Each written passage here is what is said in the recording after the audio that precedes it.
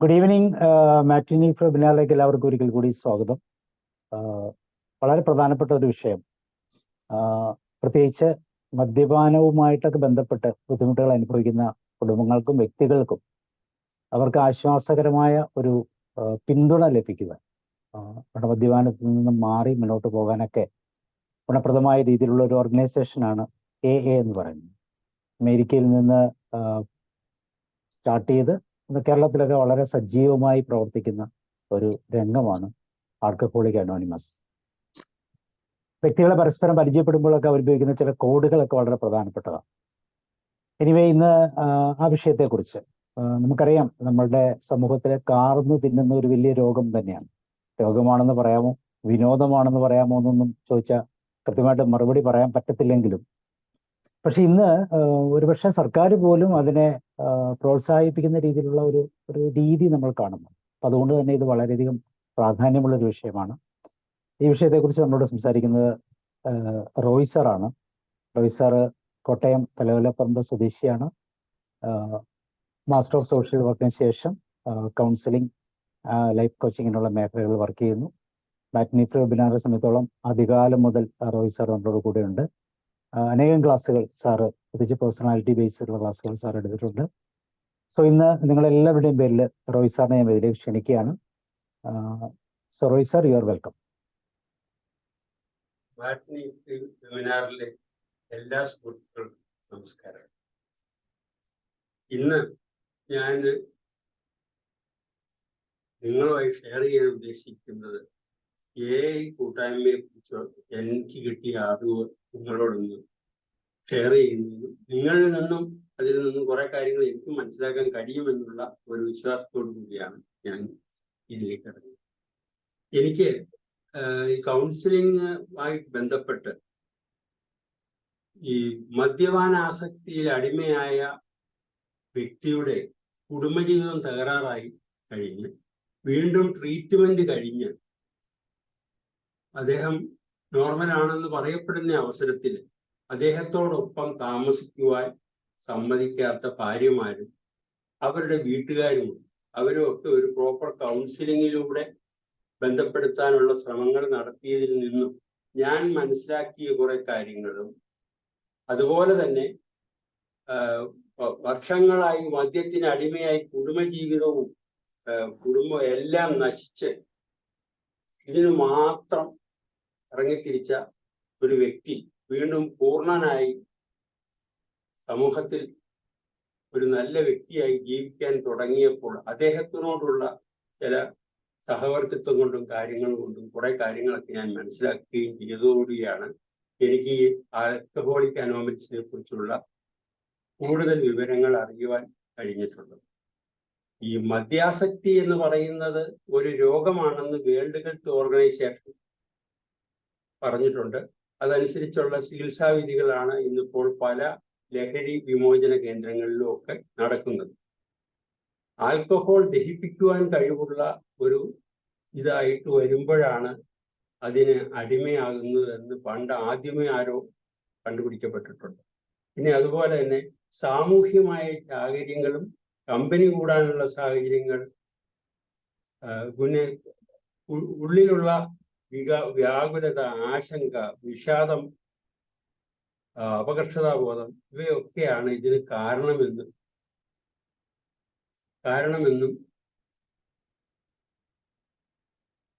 സാറേ കേൾക്കാം, കുഴപ്പമില്ല, പറഞ്ഞോളൂ. ഞാൻ സ്പോട്ട്ലൈറ്റ് ചെയ്യുന്നു.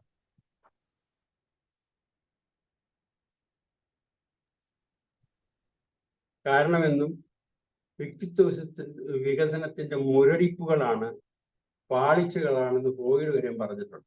ഈ വൈകാരിക പ്രശ്നങ്ങളായ നഷ്ടബോധം, നിരാശ, ആത്മനിന്ദ, വിഷാദം, മൂല്യത്തകർച്ച, മതവിശ്വാസക്കുറവ്, ലൈംഗിക ജീവിതത്തിലെ പരാജയങ്ങൾ, ഇതെല്ലാം ലഹരിയിലേക്ക് ആൾക്കാരെ തള്ളിവിടുമെന്ന് പറയുന്നു. പിന്നെ വല്ലപ്പോഴുമായുള്ള ചില മദ്യപാന ശീലങ്ങളുണ്ട്. ക്ഷീണം, ഒരു രസത്തിന് ഉറക്കം വരുന്നില്ല ഒരു ശകലം കഴിച്ചൊക്കെ. അതുപോലെ തന്നെ കൂട്ടുകാരോടും ഒക്കെ കൂടി പോകുമ്പോൾ ഒരു സന്തോഷത്തിന് വേണ്ടി, ഏതായാലും ഇങ്ങനെയുള്ള കാര്യങ്ങളൊക്കെ വന്നതോടുകൂടി അത് പണ്ട് മുതലേ മനുഷ്യ ജീവിതത്തിലെ ഇതൊരു ബലഹീനതയായിട്ട് മാറിയിട്ടുണ്ട്. അതുകൊണ്ട് ഒത്തിരി കുടുംബങ്ങളും നശിച്ചു പോയിട്ടുണ്ട്. അതുപോലെ അന്തമില്ലാത്ത അടുത്തൊരു സമൂഹവും അവരുടെ മക്കളും ഒക്കെ ഇതിൽ വിഭിന്നമായ രീതിയിലുള്ള ചിന്താഗതികളിലൂടെ പോയിട്ടായിട്ട് കാണാൻ കഴിഞ്ഞിട്ടുണ്ട്. എല്ലാ ബന്ധങ്ങളും ഉപേക്ഷിച്ച് ഏകാന്തമായി ജീവിക്കാൻ തീരുമാനിക്കുന്ന ആൾക്കാർ ഈ പറയുന്ന മദ്യത്തിന് അടിമയാകാറ്. ചെറിയ തോതിൽ കിട്ടിയത് വലിയ ഒരു ഇതായിട്ട് മാറുന്നവരുണ്ട്. ദൂഷ്യഫലങ്ങൾ പൂർണ്ണമായും അറിയാം, എന്നാലും മദ്യം കഴിക്കുന്നവർ, ഉപദേശിക്കുന്നവരോട് നല്ല പ്രതികരണം കൊടുക്കുന്നവരുണ്ട്. പിന്നെ താൻ കഴിക്കുന്നതിനുള്ള ന്യായീകരണങ്ങൾ പറയുന്നവരുണ്ട്. സഹവാസം കൊണ്ട് ഈ പറയുന്ന താല്പര്യങ്ങൾ ഉണ്ടാവുന്നുണ്ട്. മദ്യശാലയിലും കവലകളിലും ഒക്കെ ഇങ്ങനെ ആയിട്ടുള്ള ആൾക്കാരുകളൊക്കെ ആയിട്ട് സല്ലപിച്ചൊക്കെ നിൽക്കുന്നതിനുള്ള ഒരു സുഖം കാണും. ഇതൊക്കെ സമൂഹത്തിൽ ഒത്തിരി ദൂഷ്യങ്ങൾ ഉണ്ടാക്കുന്ന ഒരു കാര്യമായിട്ടാണ് നമ്മൾ കേൾക്കുകയും പറയുകയും കാണുകയും ചെയ്യുന്നത്. അപ്പൊ ഈ തുടർച്ചയായി ഈ മദ്യത്തിന്റെ ശല്യം വരുമ്പോൾ കുടുംബജീവിതം തകരാറിലായി. ഇനി എനിക്കൊരു മോചനമില്ല എന്ന് കണ്ടുകൊണ്ട് പങ്കാളികൾ സ്വന്തം വീട്ടിലേക്ക് പോവുകയും, അപ്പൊ കൂടുതൽ ഏകാന്തതയിലൂടെ പോകുന്ന ആൾക്കാർ മദ്യത്തിന് അടിമയായി വന്നവരും അവസാനം ജീവിതത്തിന് ഗതിയില്ലാണ്ട് വേളാങ്കണ്ണിക്ക് പോകുന്നു എന്ന് പറഞ്ഞ് വീടുകൾ കയറി പിരിച്ച് മദ്യം കഴിക്കുന്ന ആൾക്കാരെ ഒക്കെ ഞാനിത് കണ്ടിട്ടുണ്ട്. പക്ഷെ അവരെല്ലാം ഈ പറയുന്ന മദ്യ ലഹരിയിൽ നിന്നും മോചിതനായി കഴിഞ്ഞതിന് ശേഷം വീണ്ടും അതിലേക്ക് പോകുന്നവരുമുണ്ട്. അപ്പോ നീണ്ട 15 വർഷങ്ങളായി മദ്യത്തിന്റെ ലഹരിയിൽ നിന്ന്, അതിൽ നിന്ന് മോചനമില്ലെന്ന് നാട്ടുകാരും സമൂഹവും വീട്ടുകാരും എല്ലാം എഴുതിത്തള്ളിയ ഒരു വ്യക്തി വീണ്ടും പരിപൂർണ മദ്യ വ്യക്തിയോടുകൂടി വന്ന ഒരു സാഹചര്യം അന്വേഷിച്ചപ്പോൾ അദ്ദേഹം പറഞ്ഞത് ആൽക്കഹോളിക് അനോമലീസ്, അതായത് കൂട്ടായ്മയിലൂടെയാണ് ഞാനിത് നേടിയെടുത്തത് എന്ന് പറഞ്ഞു. അപ്പോൾ എന്താണ് ഈ കൂട്ടായ്മ എന്ന് അറിയാൻ ഒരു ആഗ്രഹമുണ്ടായി. അപ്പോ അവരുടെ കൂട്ടായ്മകളിലും ഒക്കെ പങ്കെടുക്കാനും അതിൽ നിന്ന് അവർ നേടിയ ആ സന്തോഷവും വിശ്വാസവും കണ്ടറിയുന്നതിന് പറ്റിയ ഒരാളാണ്, അനുഭവിച്ചറിയാൻ പറ്റിയ ഒരാളാണ്. അതുകൊണ്ട് എനിക്ക് കിട്ടിയ ഈ ഒരു വിവരങ്ങൾ ഷെയർ ചെയ്യാൻ വേണ്ടിയിട്ടാണ് ഞാൻ ഈ പേര് ഉപയോഗിക്കുന്നത്. അതിനകത്ത് കുറെ കാര്യങ്ങൾ വളരെ വ്യക്തമായിട്ടുണ്ട്. ഒന്ന്, ഒരിക്കലും തനിച്ച് നിയന്ത്രിച്ച് കുടിക്കുവാൻ സാധിക്കുകയില്ല, ഒരവസ്ഥയാണ്. രണ്ട്, ഈ ദിവസം മദ്യത്തിൽ നിന്നും വിട്ടുമാറി നിൽക്കാനായിട്ട് ആഗ്രഹിക്കുന്നു. പുതിയ അംഗങ്ങളുടെ അനുഭവങ്ങൾ, അതായത് ഇവിടെ ഇത് പറയുന്നത് മലയ്ക്ക് പോകുമ്പോൾ കന്നിസ്വാമികൾക്ക് വഴികാട്ടിയായി പെരിയ സ്വാമികൾ എന്ന് പറയുന്നത് പോലെ മദ്യത്തിന് അടിമകളായി ജീവിച്ച് അതിൽ നിന്ന് മോചനം നേടിയവരുടെ ഒരു കൂട്ടായ്മ വരുമ്പോൾ അവരിൽ കൂടുതൽ സ്വാധീനം ചെല്ലും. കാരണം തുല്യ ദുഃഖിതരായിരുന്നവരാണ് അവരെല്ലാം, പക്ഷെ അവർ മോചിതനായി. അപ്പൊ എങ്ങനെ അത് നേടിയെടുത്തു എന്ന് തോന്നുന്ന ഒരു ഭാഗം. അപ്പോ അങ്ങനെയുള്ള ഒരു കൂട്ടായ്മയാണ് ഈ പറയുന്ന ആൽക്കഹോളിക് അനോണിമസ് എന്ന് പറയുന്നത്. ജീവിതത്തിലെ ജീവന്റെ വഴിയെ നടക്കുവാൻ, അതായത് യഥാർത്ഥമായ ജീവിതചര്യയിൽ ജീവിക്കുവാൻ ലഹരി വിട്ടവരും വിട്ടു നിൽക്കാൻ ആഗ്രഹിക്കുന്നവരും ചേർന്നുള്ള ഒരു കൂട്ടായ്മയാണ് ആൽക്കഹോളിക് അനോമലീസ് എന്ന് പറയുന്ന ഈ കൂട്ടായ്മ. മദ്യത്തിൽ നിന്ന് മോചനം ആഗ്രഹിക്കുന്നുണ്ട്, പക്ഷെ പറ്റുന്നില്ല. ഇനി നിർത്തി എന്ന് പറഞ്ഞാലും പറ്റാതെ വരുന്ന ഒരാൾക്കാർ, അവരെ നേരെയാക്കാനായിട്ട് ഈ കൂട്ടായ്മ കൊണ്ട് സാധിക്കുന്നുണ്ട്. ഒന്നത്, അവരെ അതിന് പ്രേരിപ്പിക്കുകയും ബലപ്പെടുത്തുകയും ചെയ്യുന്നതിന് ഈ കൂട്ടായ്മയ്ക്ക് കഴിയുന്നുണ്ട്.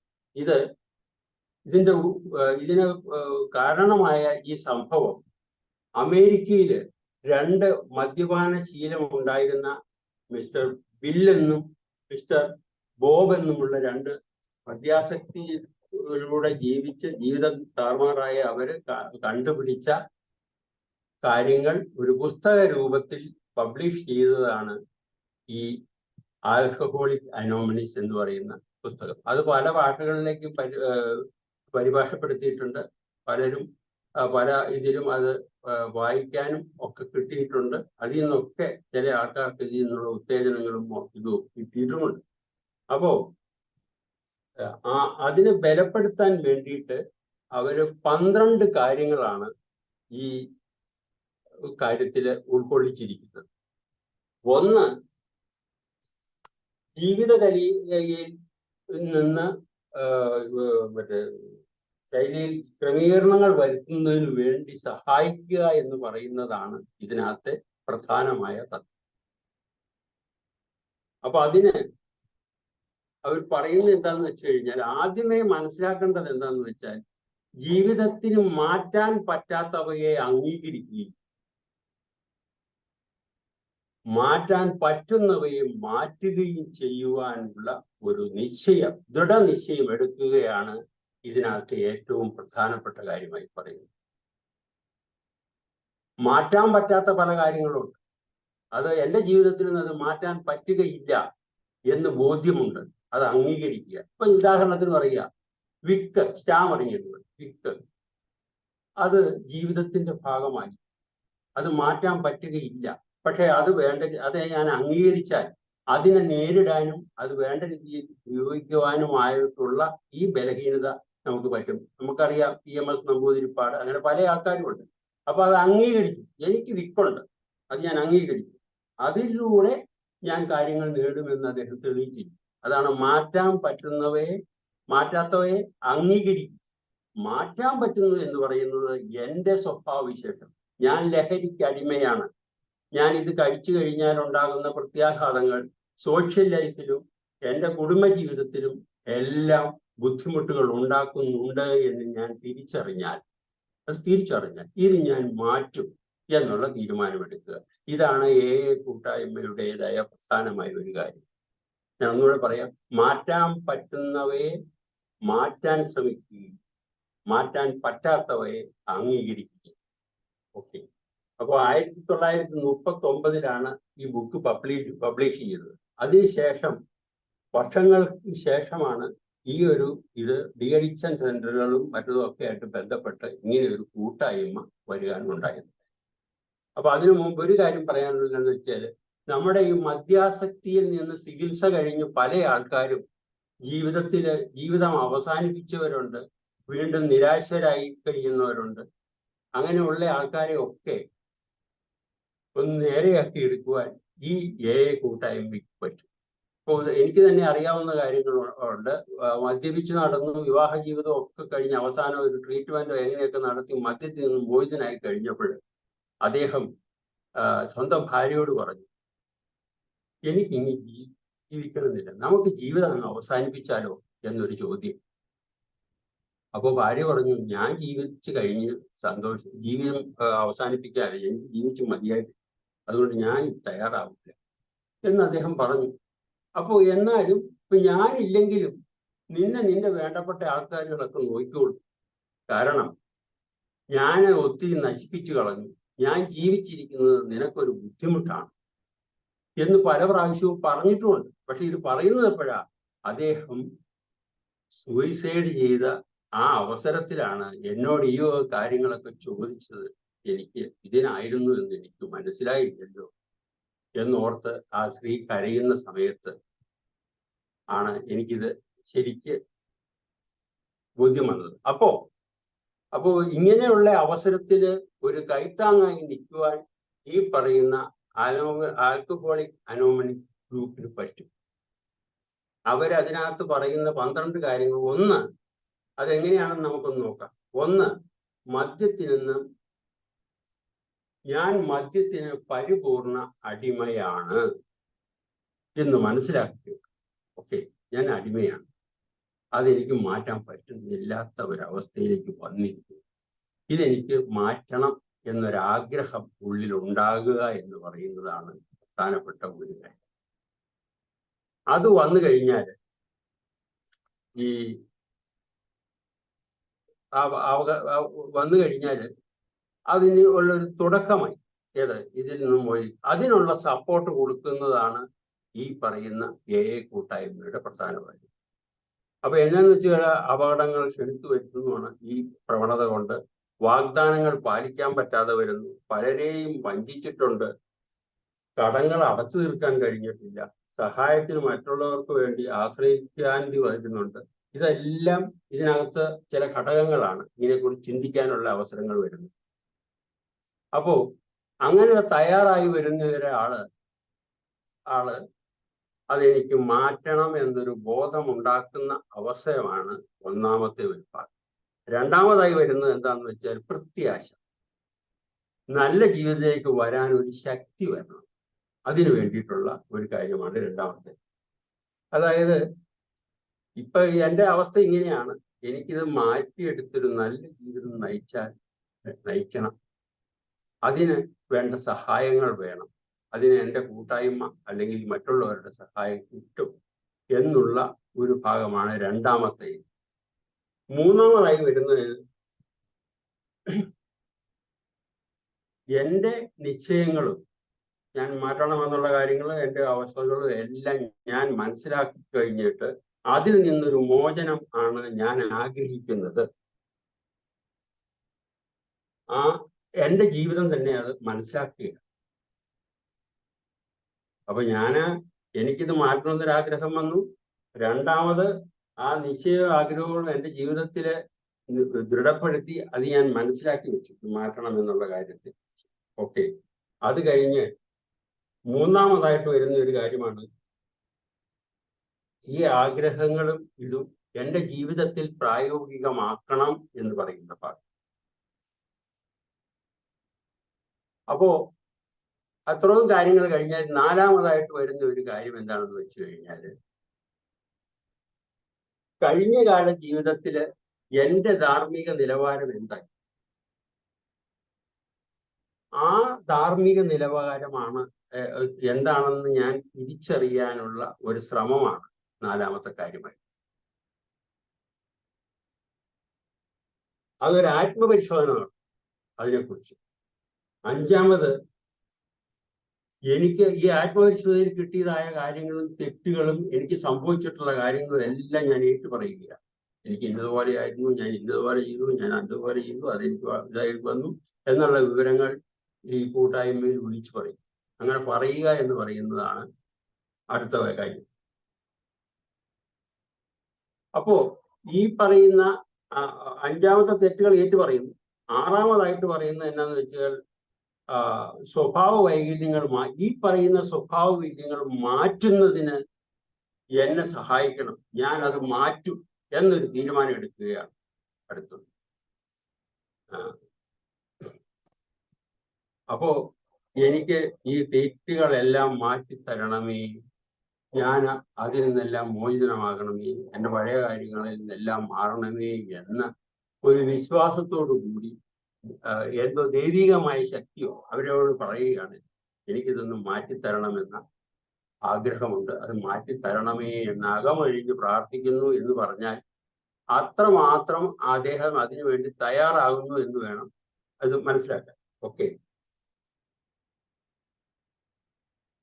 പിന്നെ അടുത്ത ഭാഗങ്ങൾ ഈ കഴിഞ്ഞ കാലഘട്ടങ്ങളിൽ ഞാനിങ്ങനെ മദ്യാസക്തിക്ക് അടിമയായി ജീവിച്ചിരുന്ന കാലഘട്ടങ്ങളിൽ ആരെയെല്ലാം ഉപദ്രവിച്ചിട്ടുണ്ട്, എന്തെല്ലാം നികഷ്ടമായ കാര്യങ്ങൾ ചെയ്തിട്ടുണ്ട്, അവരൊക്കെ ഈ സമൂഹത്തിൽ എന്നെക്കുറിച്ചുള്ള കാഴ്ചപ്പാടുകൾ ഇതെല്ലാം കാണാനുള്ള ഒരു അവസരം.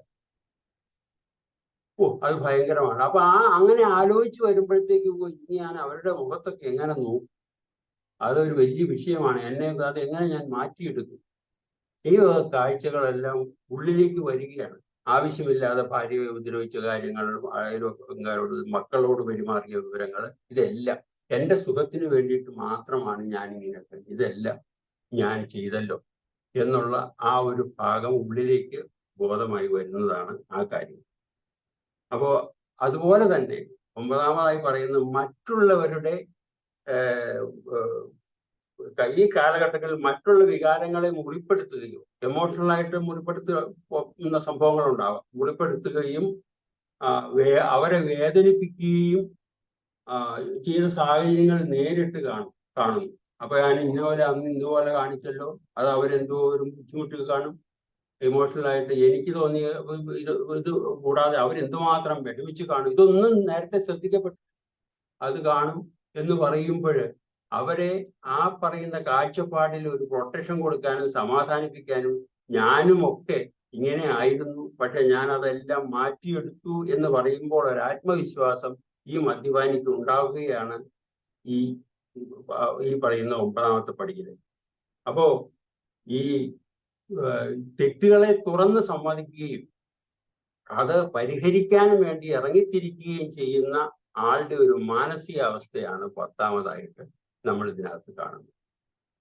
അപ്പോ അതിന് ഉതകുന്ന അവസരങ്ങൾ, അപ്പൊ ഞാൻ അങ്ങനെ എന്ന് പറയുമ്പോൾ അവരെന്തായിരിക്കും എന്നോട് ചെയ്യുന്നത്, അത് ഒരിക്കലും ഞാനാണെങ്കിൽ പൊറുക്കാത്ത കാര്യമാണല്ലോ, അവരെന്നോട് കൊടുക്കില്ലല്ലോ എന്നുള്ള രീതിയിലുള്ള ഒരു ഇത് വരുന്ന സമയത്ത് അതിനു വേണ്ട സപ്പോർട്ട് കൊടുക്കുക എന്ന് പറയുന്നതാണ് ഇതുപോലെ തുല്യദുഃഖിതരായി അവസരങ്ങൾ വീണ്ടെടുത്തവരുമായിട്ടുള്ള സഹവർത്തിയിൽ ഉണ്ടാകുന്നത്.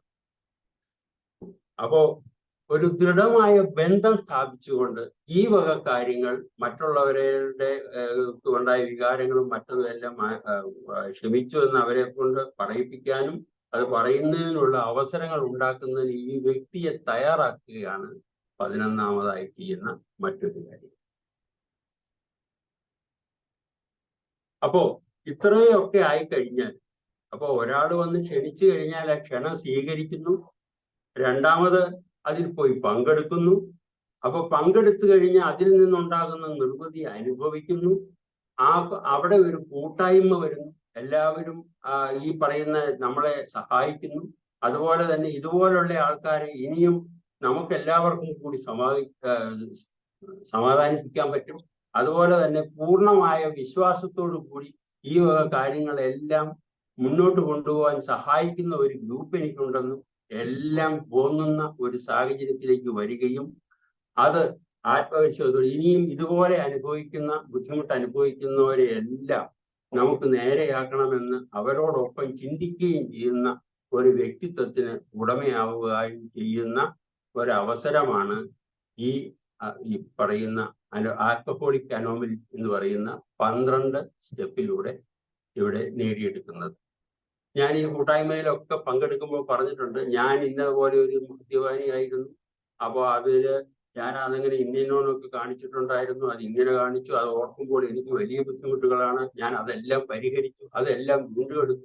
എന്റെ വളരെ ശത്രുതയോടുകൂടി പെരുമാറിയിരുന്ന എന്റെ വേണ്ടപ്പെട്ടവർ എന്നോട് വളരെ സ്നേഹമായിട്ട് ബിഹേവ് ചെയ്യാൻ തുടങ്ങി എന്നെല്ലാം തന്നെത്താനെ പറയുകയും ഓരോരുത്തരുടെ കാര്യങ്ങൾ ഇങ്ങനെ തിരിച്ചു പറയുകയും എടുത്തു പറയുകയും ഈ കൂട്ടായ്മയിൽ പറയുമ്പോൾ ആ കേട്ടിരിക്കുന്നവർക്കെല്ലാം ഒരു ആത്മവിശ്വാസവും ആത്മബന്ധവും ഉണ്ടാകുന്നുണ്ട്. ഇത് അതുപോലെ തന്നെയുള്ള വേറെ 2 ഗ്രൂപ്പുകളും ഇതിനകത്തുണ്ട്. അതായത് ഈ ആൽക്കഹോളിക് ആയിട്ടുള്ള കുടുംബത്തിലെ ഈ വ്യക്തിയുടെ കുടുംബത്തിലെ ഭാര്യമാരുടെ ഒരു കൂട്ടായ്മ. അപ്പൊ ആ ഒരു കൂട്ടായ്മ എന്ന് പറയുന്നത് അവരെ എങ്ങനെ വേണം ഈ മദ്യപാനം കഴിഞ്ഞ് വന്നിരിക്കുന്ന ആളോട് ഭാര്യമാരായ വേണ്ടപ്പെട്ടവർ എങ്ങനെ പെരുമാറണം, കുറ്റപ്പെടുത്തരുത്, അദ്ദേഹത്തിന്റെ അവസ്ഥ ഒരു രോഗമായിരുന്നു, ആ രോഗത്തിൽ നിന്ന് മോചനായി വന്നയാളെ വ്രണപ്പെടുത്തരുത്. അപ്പൊ അതിനുള്ള ചില കാര്യങ്ങൾ ഗൈഡ് ലൈൻസ് ഒക്കെ ഉണ്ട്. ചിലർക്ക് വിശക്കുമ്പോഴായിരിക്കും കൂടുതൽ കഴിക്കണം തോന്നുന്നത്, വിശക്കാൻ അനുവദിക്കരുത്, അങ്ങനെ ഒത്തിരി ഗൈഡ് ലൈൻസ് ഈ അനോമലീസിന് ഈ ആൽക്കഹോളിക് മറ്റേ അൽ അനോൺ എന്ന് പറയുന്ന ഒരു കൂട്ടായ്മയുണ്ട്, ഭാര്യമാരുടെ കൂട്ടായ്മ. അവര് അതിനെ എങ്ങനെ നേരിടണം, ഇങ്ങനെയുള്ള ഇത് കഴിഞ്ഞതിന് ശേഷം. ഇപ്പൊ ഞാൻ പറഞ്ഞല്ലോ ഇങ്ങനെ മരിച്ചാൽ മതി, നിന്നെ നോക്കാൻ ആൾക്കാരുണ്ടെന്ന് പറഞ്ഞ് ഞാനൊരു സുഹൃത്തിന്റെ കാര്യം പറഞ്ഞത്. അപ്പൊ അങ്ങനെയുള്ള ഇതൊക്കെ വരുമ്പോൾ അതെല്ലാം പറഞ്ഞ് കാര്യങ്ങൾ ബോധ്യപ്പെടുത്തി മനസ്സിലാക്കി കൊടുക്കുന്നതിന് അവരവരുടെ വേണ്ടപ്പെട്ടവരും ഭാര്യമാരും തയ്യാറാകണം എന്ന് പറയുന്ന ഒരു വിഭാഗവും ഈ ആൽക്കഹോളിക് അനോമലീസിനുണ്ട്. അൽ അനോൺ എന്നാണ് ഈ ഭാര്യമാരുടെയും കുടുംബാംഗങ്ങളുടെയും ഈ കൂട്ടായ്മ. അത് അങ്ങനെ അവരെ എങ്ങനെ ഡീൽ ചെയ്യണം പിന്നീട് എന്നുള്ള ഭാഗങ്ങളാണ് അതിനകത്ത് വരുന്നത്. പിന്നെ അതുപോലെ തന്നെ അൽ അടീൻ എന്ന് പറയുന്ന ഒരു കൂട്ടുകാരുണ്ട്. അതായത് കുമാരന്മാരുടെ ഒരു ഗ്രൂപ്പാണ്. അതായത് മദ്യപാനത്തിന് അടിമയായ വ്യക്തിയുടെ കുടുംബത്തിലെ അംഗങ്ങളും ആണുങ്ങളും പെൺകുട്ടികളും എല്ലാം കൂടി ഒരു കൂട്ടായ്മ. അത് അവർക്കൊരു ആത്മവിശ്വാസം വേണം. എന്റെ ജീവിതം പോയി, ഇനി ആരും നോക്കാനില്ല, അച്ഛന് അദ്ദേഹത്തിന്റെ കാര്യമുള്ളൂ, അമ്മയെ കൊണ്ട് പറ്റുകയുമില്ല, ഇനി ഞാൻ എന്ത് ചെയ്യും, ജീവിക്കാൻ ഒരു രക്ഷയുമില്ല എന്ന് നിരാശയിൽ വരുന്ന ചില കുടുംബാംഗങ്ങളുണ്ട്. ഇപ്പൊ ഞാൻ തന്നെ ഉദാഹരണത്തിന് പറയാം. സ്കൂളിൽ നന്നായിട്ട് പഠിച്ചുകൊണ്ടിരുന്ന ഒരു കുട്ടി സ്കൂളിൽ പോകാൻ മടിയായി, അമ്മ വളരെ ഇതായിരുന്നു. അപ്പൊ ഞാൻ ഒരു പ്രാവശ്യം കണ്ടപ്പോൾ എന്നോട് ചോദിക്കുക, സാറേ ഞാൻ സ്കൂളിലേക്ക് ചെല്ലുമ്പോൾ ഒരു തലേക്കല്ലും ചെറുക്കം പറയുക, ഇവളുടെ അപ്പൻ വെള്ളം കുടിച്ച് റോട്ടിലാ കിടക്കണം എന്ന് പറയുന്നത് എനിക്ക് അഭിമാനക്ഷതമാണ് കൂട്ടുകാരുടെ ഇടയിൽ. പിന്നെ ഞാൻ എങ്ങനെ പോകും? എനിക്ക് എങ്ങനെ പോകാൻ തോന്നും? അതുകൊണ്ടാണ് ഞാൻ പോകാത്തത്. എനിക്ക് വലിയ വിഷമാണ് പോകുമ്പോൾ. അവരൊക്കെ എന്നെ ആ കാഴ്ചപ്പാടുകൂടി കാണുന്നു എന്ന് പറയുന്നു. ഇതെല്ലാം പരിഹരിക്കാൻ വേണ്ടിയിട്ടുള്ള ഒരു കൂട്ടായ്മയാണ് ഈ കുമാരന്മാരുടെ കൂട്ടായ്മയായ അൽ അടീൻ എന്ന് പറയുന്ന ഈ കൂട്ടായ്മ. ഇതെല്ലാം ഈ മദ്യപാന ആസക്തിയിൽ നിന്നും ഉണ്ടാകുന്ന വിഷയങ്ങളെ പരിഹരിക്കുന്നതിനും അവരുടെ കുടുംബാംഗങ്ങളും അവരുടെ ഭാര്യമാരും മക്കളും എല്ലാം നേരെയാകുന്നതിന് വേണ്ടിയുള്ള ഗൈഡ് ലൈൻസ് കൊടുക്കാൻ ഈ പറയുന്ന ആൽക്കഹോളിക് അനോമലീസിലെ സബ് ഗ്രൂപ്പുകളാണ് ഇത്. ഇവരെല്ലാം ഈ കൂട്ടായ്മകളിൽ ഇതെല്ലാം എടുത്തു പറയും. അപ്പോ അത് എടുത്തു പറയും. ഒന്നത്. രണ്ട്, ഇപ്പോൾ ഞങ്ങൾ അനുഭവിക്കുന്ന സുഖം, ഞാൻ വിവാഹം കഴിഞ്ഞ് വന്നതിന് ശേഷം എന്ത് ദുഷ്ടനായ മനുഷ്യനാണ് ഈ മനുഷ്യൻ, മരിച്ചു പോയാൽ മതിയായിരുന്നല്ലോ, ഞങ്ങൾ എങ്ങനെയെങ്കിലും ജീവിച്ചതിന്, സമ്പത്തെല്ലാം പോവാതിരിക്കുമല്ലോ എന്ന് ആഗ്രഹിച്ചിരുന്ന ഒരു വ്യക്തിയാണ് ഞാൻ. ഇപ്പോൾ എന്തുമാത്രം ഇതായ രീതിയിലാണ് ഞാൻ, ഇതുപോലെ നല്ലൊരു മനുഷ്യനെ ഞാൻ കണ്ടിട്ടില്ലല്ലോ, അത് ഞാൻ അന്ന് ആഗ്രഹിച്ചതുപോലെ നടന്നെങ്കിൽ എന്ത് കഷ്ടമായി പോയേനെ എന്ന് ചിന്തിക്കുന്ന ഭാര്യമാര് ഈ പറയുന്ന ഇതിൽ വിളിച്ചു പറയും.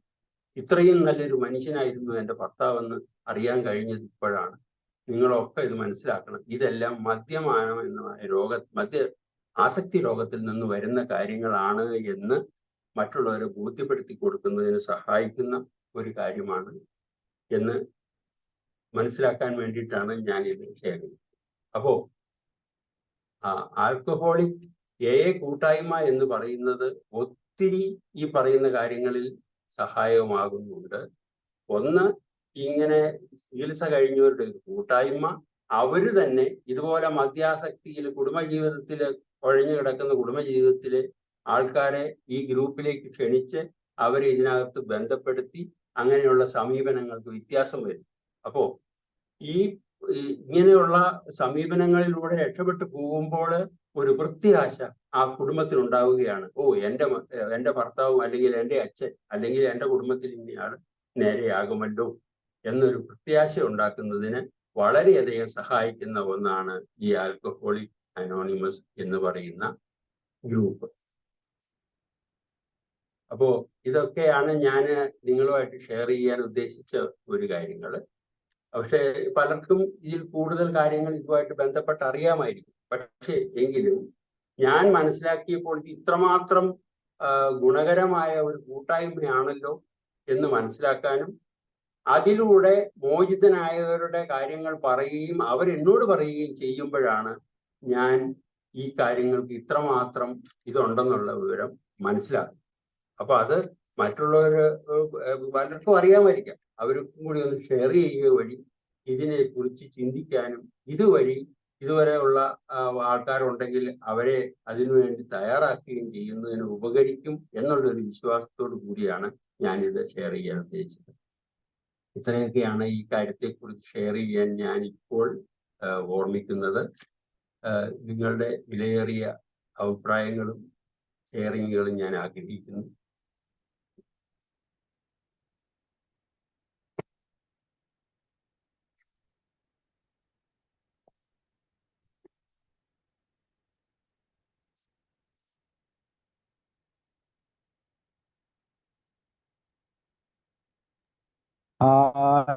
ഈ വിഷയത്തെ കുറിച്ച് ആർക്കെങ്കിലും എന്തെങ്കിലും ഷെയർ ചെയ്യാനുണ്ടെങ്കിൽ ഷെയർ ചെയ്യാം. വളരെ വളരെ പോസിറ്റീവായിട്ട് നടക്കുന്ന ഒരു ഗ്രൂപ്പാണത്. പ്രത്യേകിച്ച് എനിക്കും ഇങ്ങനെയുള്ള ചില ഗ്രൂപ്പുകളായിട്ട് ബന്ധപ്പെട്ട് കുറച്ചു കാലം പ്രവർത്തിക്കാനുള്ള ഒരു അവസരമുണ്ട്. പക്ഷേ ഈ ഗ്രൂപ്പുകൾ പൊതുവെ ഇതിൽ നിന്ന് മുക്തരായവരുടെ ഒരു കൂട്ടായ്മയാണ്. കാരണം എപ്പോഴും സ്ട്രെങ്ത് കിട്ടാനാകുന്ന അങ്ങനെ ഒരു കൂട്ടായ്മയാണ് ഡെവലപ്പ് ചെയ്യുന്നത്. അവർക്ക് കൗൺസിലേഴ്സ് അങ്ങനെയുള്ള രീതിയിലുള്ള സഹായങ്ങൾ തീർച്ചയായിട്ടും ഇതിലൂടെ ലഭിക്കുമെന്നുള്ളതാണ് പ്രത്യേകത. അത് തന്നെയല്ല സാറേ, ഇവരുടെ ആരെങ്കിലും ഇങ്ങനെയുള്ള ഇതുമായിട്ട് ഉണ്ടാക്കുന്നുണ്ട്. ഇങ്ങനെ ഒന്നായാലോ എന്നുള്ളത് വീണ്ടും അതിൽ നിന്ന് വിട്ടുപോകാതെ കൊണ്ടുപോകുന്നതിന് ഈ ഗ്രൂപ്പിലേക്ക് ഇൻവൈറ്റ് ചെയ്താൽ പറ്റുന്നുണ്ട് എന്ന് ഞാൻ മനസ്സിലാക്കിയിട്ടുണ്ട്. നമ്മൾ ഇതിന്റെ ഒരു ക്ലാസ് സംഘടിപ്പിക്കാൻ വേണ്ടി ഇങ്ങനെയുള്ള ഗ്രൂപ്പിൽ ഒരു പ്രാവശ്യം ചോദിച്ചിരുന്നു. അപ്പോൾ അവർ പ്രത്യേകം പറഞ്ഞത് ഇങ്ങനെയുള്ള ഗ്രൂപ്പുകൾ എക്സ്പോസ് ചെയ്ത് വരത്തില്ല, അവര് അവരുടേതായ ആ ലിമിറ്റിൽ നിന്നിട്ടാണ് ചെയ്യുന്നത്. കാരണം ഒരു രീതി അവർക്കുണ്ടാകും. തന്നെയല്ല ഇവര് ഇൻട്രൊഡ്യൂസ് ചെയ്യുമ്പോഴത്തേക്കും ഫസ്റ്റ് ടൈം ഒക്കെ ഇൻട്രൊഡ്യൂസ് ചെയ്യുമ്പോൾ ഞാൻ 1240 ദിവസമായി അങ്ങനെ ഒരു ഡേറ്റ് പറഞ്ഞിട്ട്, അങ്ങനെയല്ലേ സാറേ? അതെ, ഞാൻ ഇത്ര ദിവസമായി മദ്യപിച്ചിട്ടില്ല. ഇന്നും ഞാൻ ഡേറ്റിന്റെ എണ്ണമാ എടുത്തേക്കണേ. ഞാൻ ഈ 24 മണിക്കൂർ മദ്യപിക്കില്ല. എന്നും രാവിലെ എഴുന്നേറ്റ് കഴിഞ്ഞാൽ ഒരു ദൃഢപ്രതിജ്ഞ പറയുകയാണ്, ഞാൻ ഇന്ന് 24 മണിക്കൂർ മദ്യപിക്കില്ല. എല്ലാ ദിവസവും രാവിലെ ഇങ്ങനെ ഒരു ഇത് നടത്തുകയാണ്. അപ്പൊ ഞാൻ ഇന്ന് 114ാമത്തെ ദിവസമാണ് ഞാൻ മദ്യപിച്ചിട്ടില്ല. ഇന്നും ഞാൻ 24 മണിക്കൂർ മദ്യപിക്കില്ല. ഇങ്ങനെ ഓരോ ദിവസവും പ്രതിജ്ഞ എടുക്കുമെന്നാണ് പറയും. പക്ഷേ ഇത് കഴിഞ്ഞതിന് ശേഷം ചില ഒത്തിരി മാനസികവും മറ്റേ സാമൂഹികവുമായിട്ടുള്ള ഒത്തിരി പ്രശ്നങ്ങളുണ്ട്. ആ പ്രശ്നങ്ങൾ വീണ്ടും ഓർമ്മപ്പെടുത്തുകയും അതിൽ നിൽക്കാതാകാതെ വരുമ്പോഴാണ് വീണ്ടും ഈ പറയുന്ന ഏകാംഗതയ്ക്ക് ആഗ്രഹിച്ചു പോകുന്നത്. അതിനെ പ്രൊട്ടക്ട് ചെയ്യുന്നതിനും അതിനെ സപ്പോർട്ട് ചെയ്യുന്നതിനുമാണ് ഈ ആൽക്കഹോളിക് അനോമലീസ് എന്ന് പറയുന്ന ഈ ഗ്രൂപ്പിന്റെ ഉദ്ദേശവും പ്രവർത്തനവും. എനിക്ക് ആരെങ്കിലും ഒക്കെ ഉണ്ട്, ഇവരെന്നെ സഹായിക്കും, അതുകൊണ്ട് ഞാൻ നേടും എന്ന് പറയുന്ന ഒരു ഭാഗം, ഒരു പ്രൊട്ടക്ഷൻ.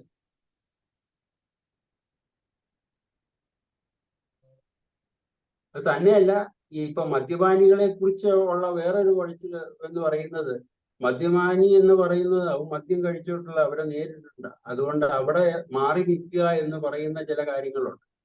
ഇപ്പോ മദ്യപിച്ച് വൈകുന്നേരം ആവുമ്പോൾ വരുന്ന ആൾക്കാര് തുണിയൊക്കെ തലയിൽ പഠിച്ചു കെട്ടി അസഭ്യങ്ങളൊക്കെ വിളിച്ചു വരുമ്പോഴത്തേക്ക് അത് കേൾക്കാതിരിക്കാൻ കുട്ടികളെയൊക്കെ അകത്തേക്ക് വാലടക്കിയ സമൂഹം തന്നെ ഒരു പ്രശ്നത്തോട് കൂടി പോകുന്നത് ഞാൻ കണ്ടിട്ടുണ്ട്. അതുപോലെ തന്നെ ഞാനിപ്പോ സമയമുണ്ട്, ഒരു കാര്യം ഞാൻ ഷെയർ ചെയ്യുന്നതെന്ന് പറഞ്ഞാല്, എനിക്ക് തിരക്കുള്ള ഒരു പ്രൈവറ്റ് ബസ്സിൽ ഒരു നീണ്ട കുറച്ച് യാത്ര ചെയ്യും. അപ്പൊ നല്ല തിരക്കാ. അപ്പൊ അതില് ഒരു സ്ത്രീ വിളിച്ചു പറഞ്ഞു, ഈ മനുഷ്യനോട് എന്റെ മാറി നിൽക്കാൻ പറ്റും, എന്നോട്. അപ്പോ മദ്യപിച്ച ഒരാള് ഈ ഇതിൽ കയറിയിട്ടുണ്ട്. അപ്പൊ കണ്ടക്ടർ ടിക്കറ്റ് എടുക്കാന്നപ്പോ എനിക്ക് ടിക്കറ്റ് വേണ്ട, അല്ലാണ്ടെങ്കിൽ ഞാൻ താനോട് ഇറങ്ങിക്കും എന്ന് പറഞ്ഞു കണ്ടക്ടർ. ഉടനെ അദ്ദേഹം പറഞ്ഞു, അതിനെ ഇറങ്ങണേ, എന്റെ അവകാശമാണ് ഇതിനകത്ത് യാത്ര ചെയ്യുന്നത്. അപ്പൊ ആരോ കൂടെ ഉണ്ടായിരുന്ന ആൾ ടിക്കറ്റ് എടുത്തു. അപ്പൊ അത് കഴിഞ്ഞ് ഇയാൾ ഫ്രണ്ടിലാണ് കയറി സ്ത്രീകളുടെ ഭാഗത്തേക്ക് മുട്ടി നിൽക്കുന്ന ഇടത്തേക്ക് മാറി നിൽക്കണം എന്ന് പറഞ്ഞിട്ട് ഇയാൾ അവിടേക്ക് മാറി നിൽക്കുക. അങ്ങനെ വന്നപ്പോ ഒരു സ്ത്രീ പറഞ്ഞു, അപ്പോഴേ ഒന്നുകിൽ ഇയാളെ ഇറക്കി വിടണം, അല്ലെങ്കിൽ എന്നെ ഇറക്കി വിട്ടേരെ, ഞാൻ യാത്ര നിർത്തി, ഇതിനകത്ത് പോകാൻ ഒക്കത്തില്ല, ഇയാൾ ശല്യം ചെയ്യുന്നു എന്ന് പറഞ്ഞു. അപ്പൊ ഇറങ്ങാൻ പറഞ്ഞിട്ട് ഇയാൾ ഇറങ്ങാൻ ബസ് വളരെ നിർത്തിക്കൊണ്ട്. അപ്പോ അടുത്ത് നിന്ന് ഒരാളെ യാത്ര പോകേണ്ട ആളാ, അയാൾ എന്ത് ചെയ്യുന്ന വെച്ച് കഴിഞ്ഞാല്, ഇങ്ങോട്ട് വാ, ഞാൻ സീറ്റ് കൊടുക്കാന്ന് പറഞ്ഞ് അയാൾ എഴുന്നേറ്റ് അവിടെ ഒരു സീറ്റ് കൊടുത്തു. ശല്യമില്ലല്ലോ. അപ്പൊ ബസ് വിട്ടുപോയി. കുറെ കഴിഞ്ഞപ്പോൾ ഇദ്ദേഹം നിർഭാഗ്യവശാൽ ഇയാൾ ഇരുന്ന സീറ്റിന് മുമ്പിൽ ഒരു ഭാര്യയും ഭർത്താവും കൂടി ഇരിപ്പുണ്ടായിരുന്നു. ഭർത്താവ് ഇറങ്ങി ചെരുപ്പ് ഊരി അടിക്കാൻ നോക്കുക ഇയാളെ. അപ്പൊ എല്ലാവരും കൂടി തടഞ്ഞു. എന്നാ?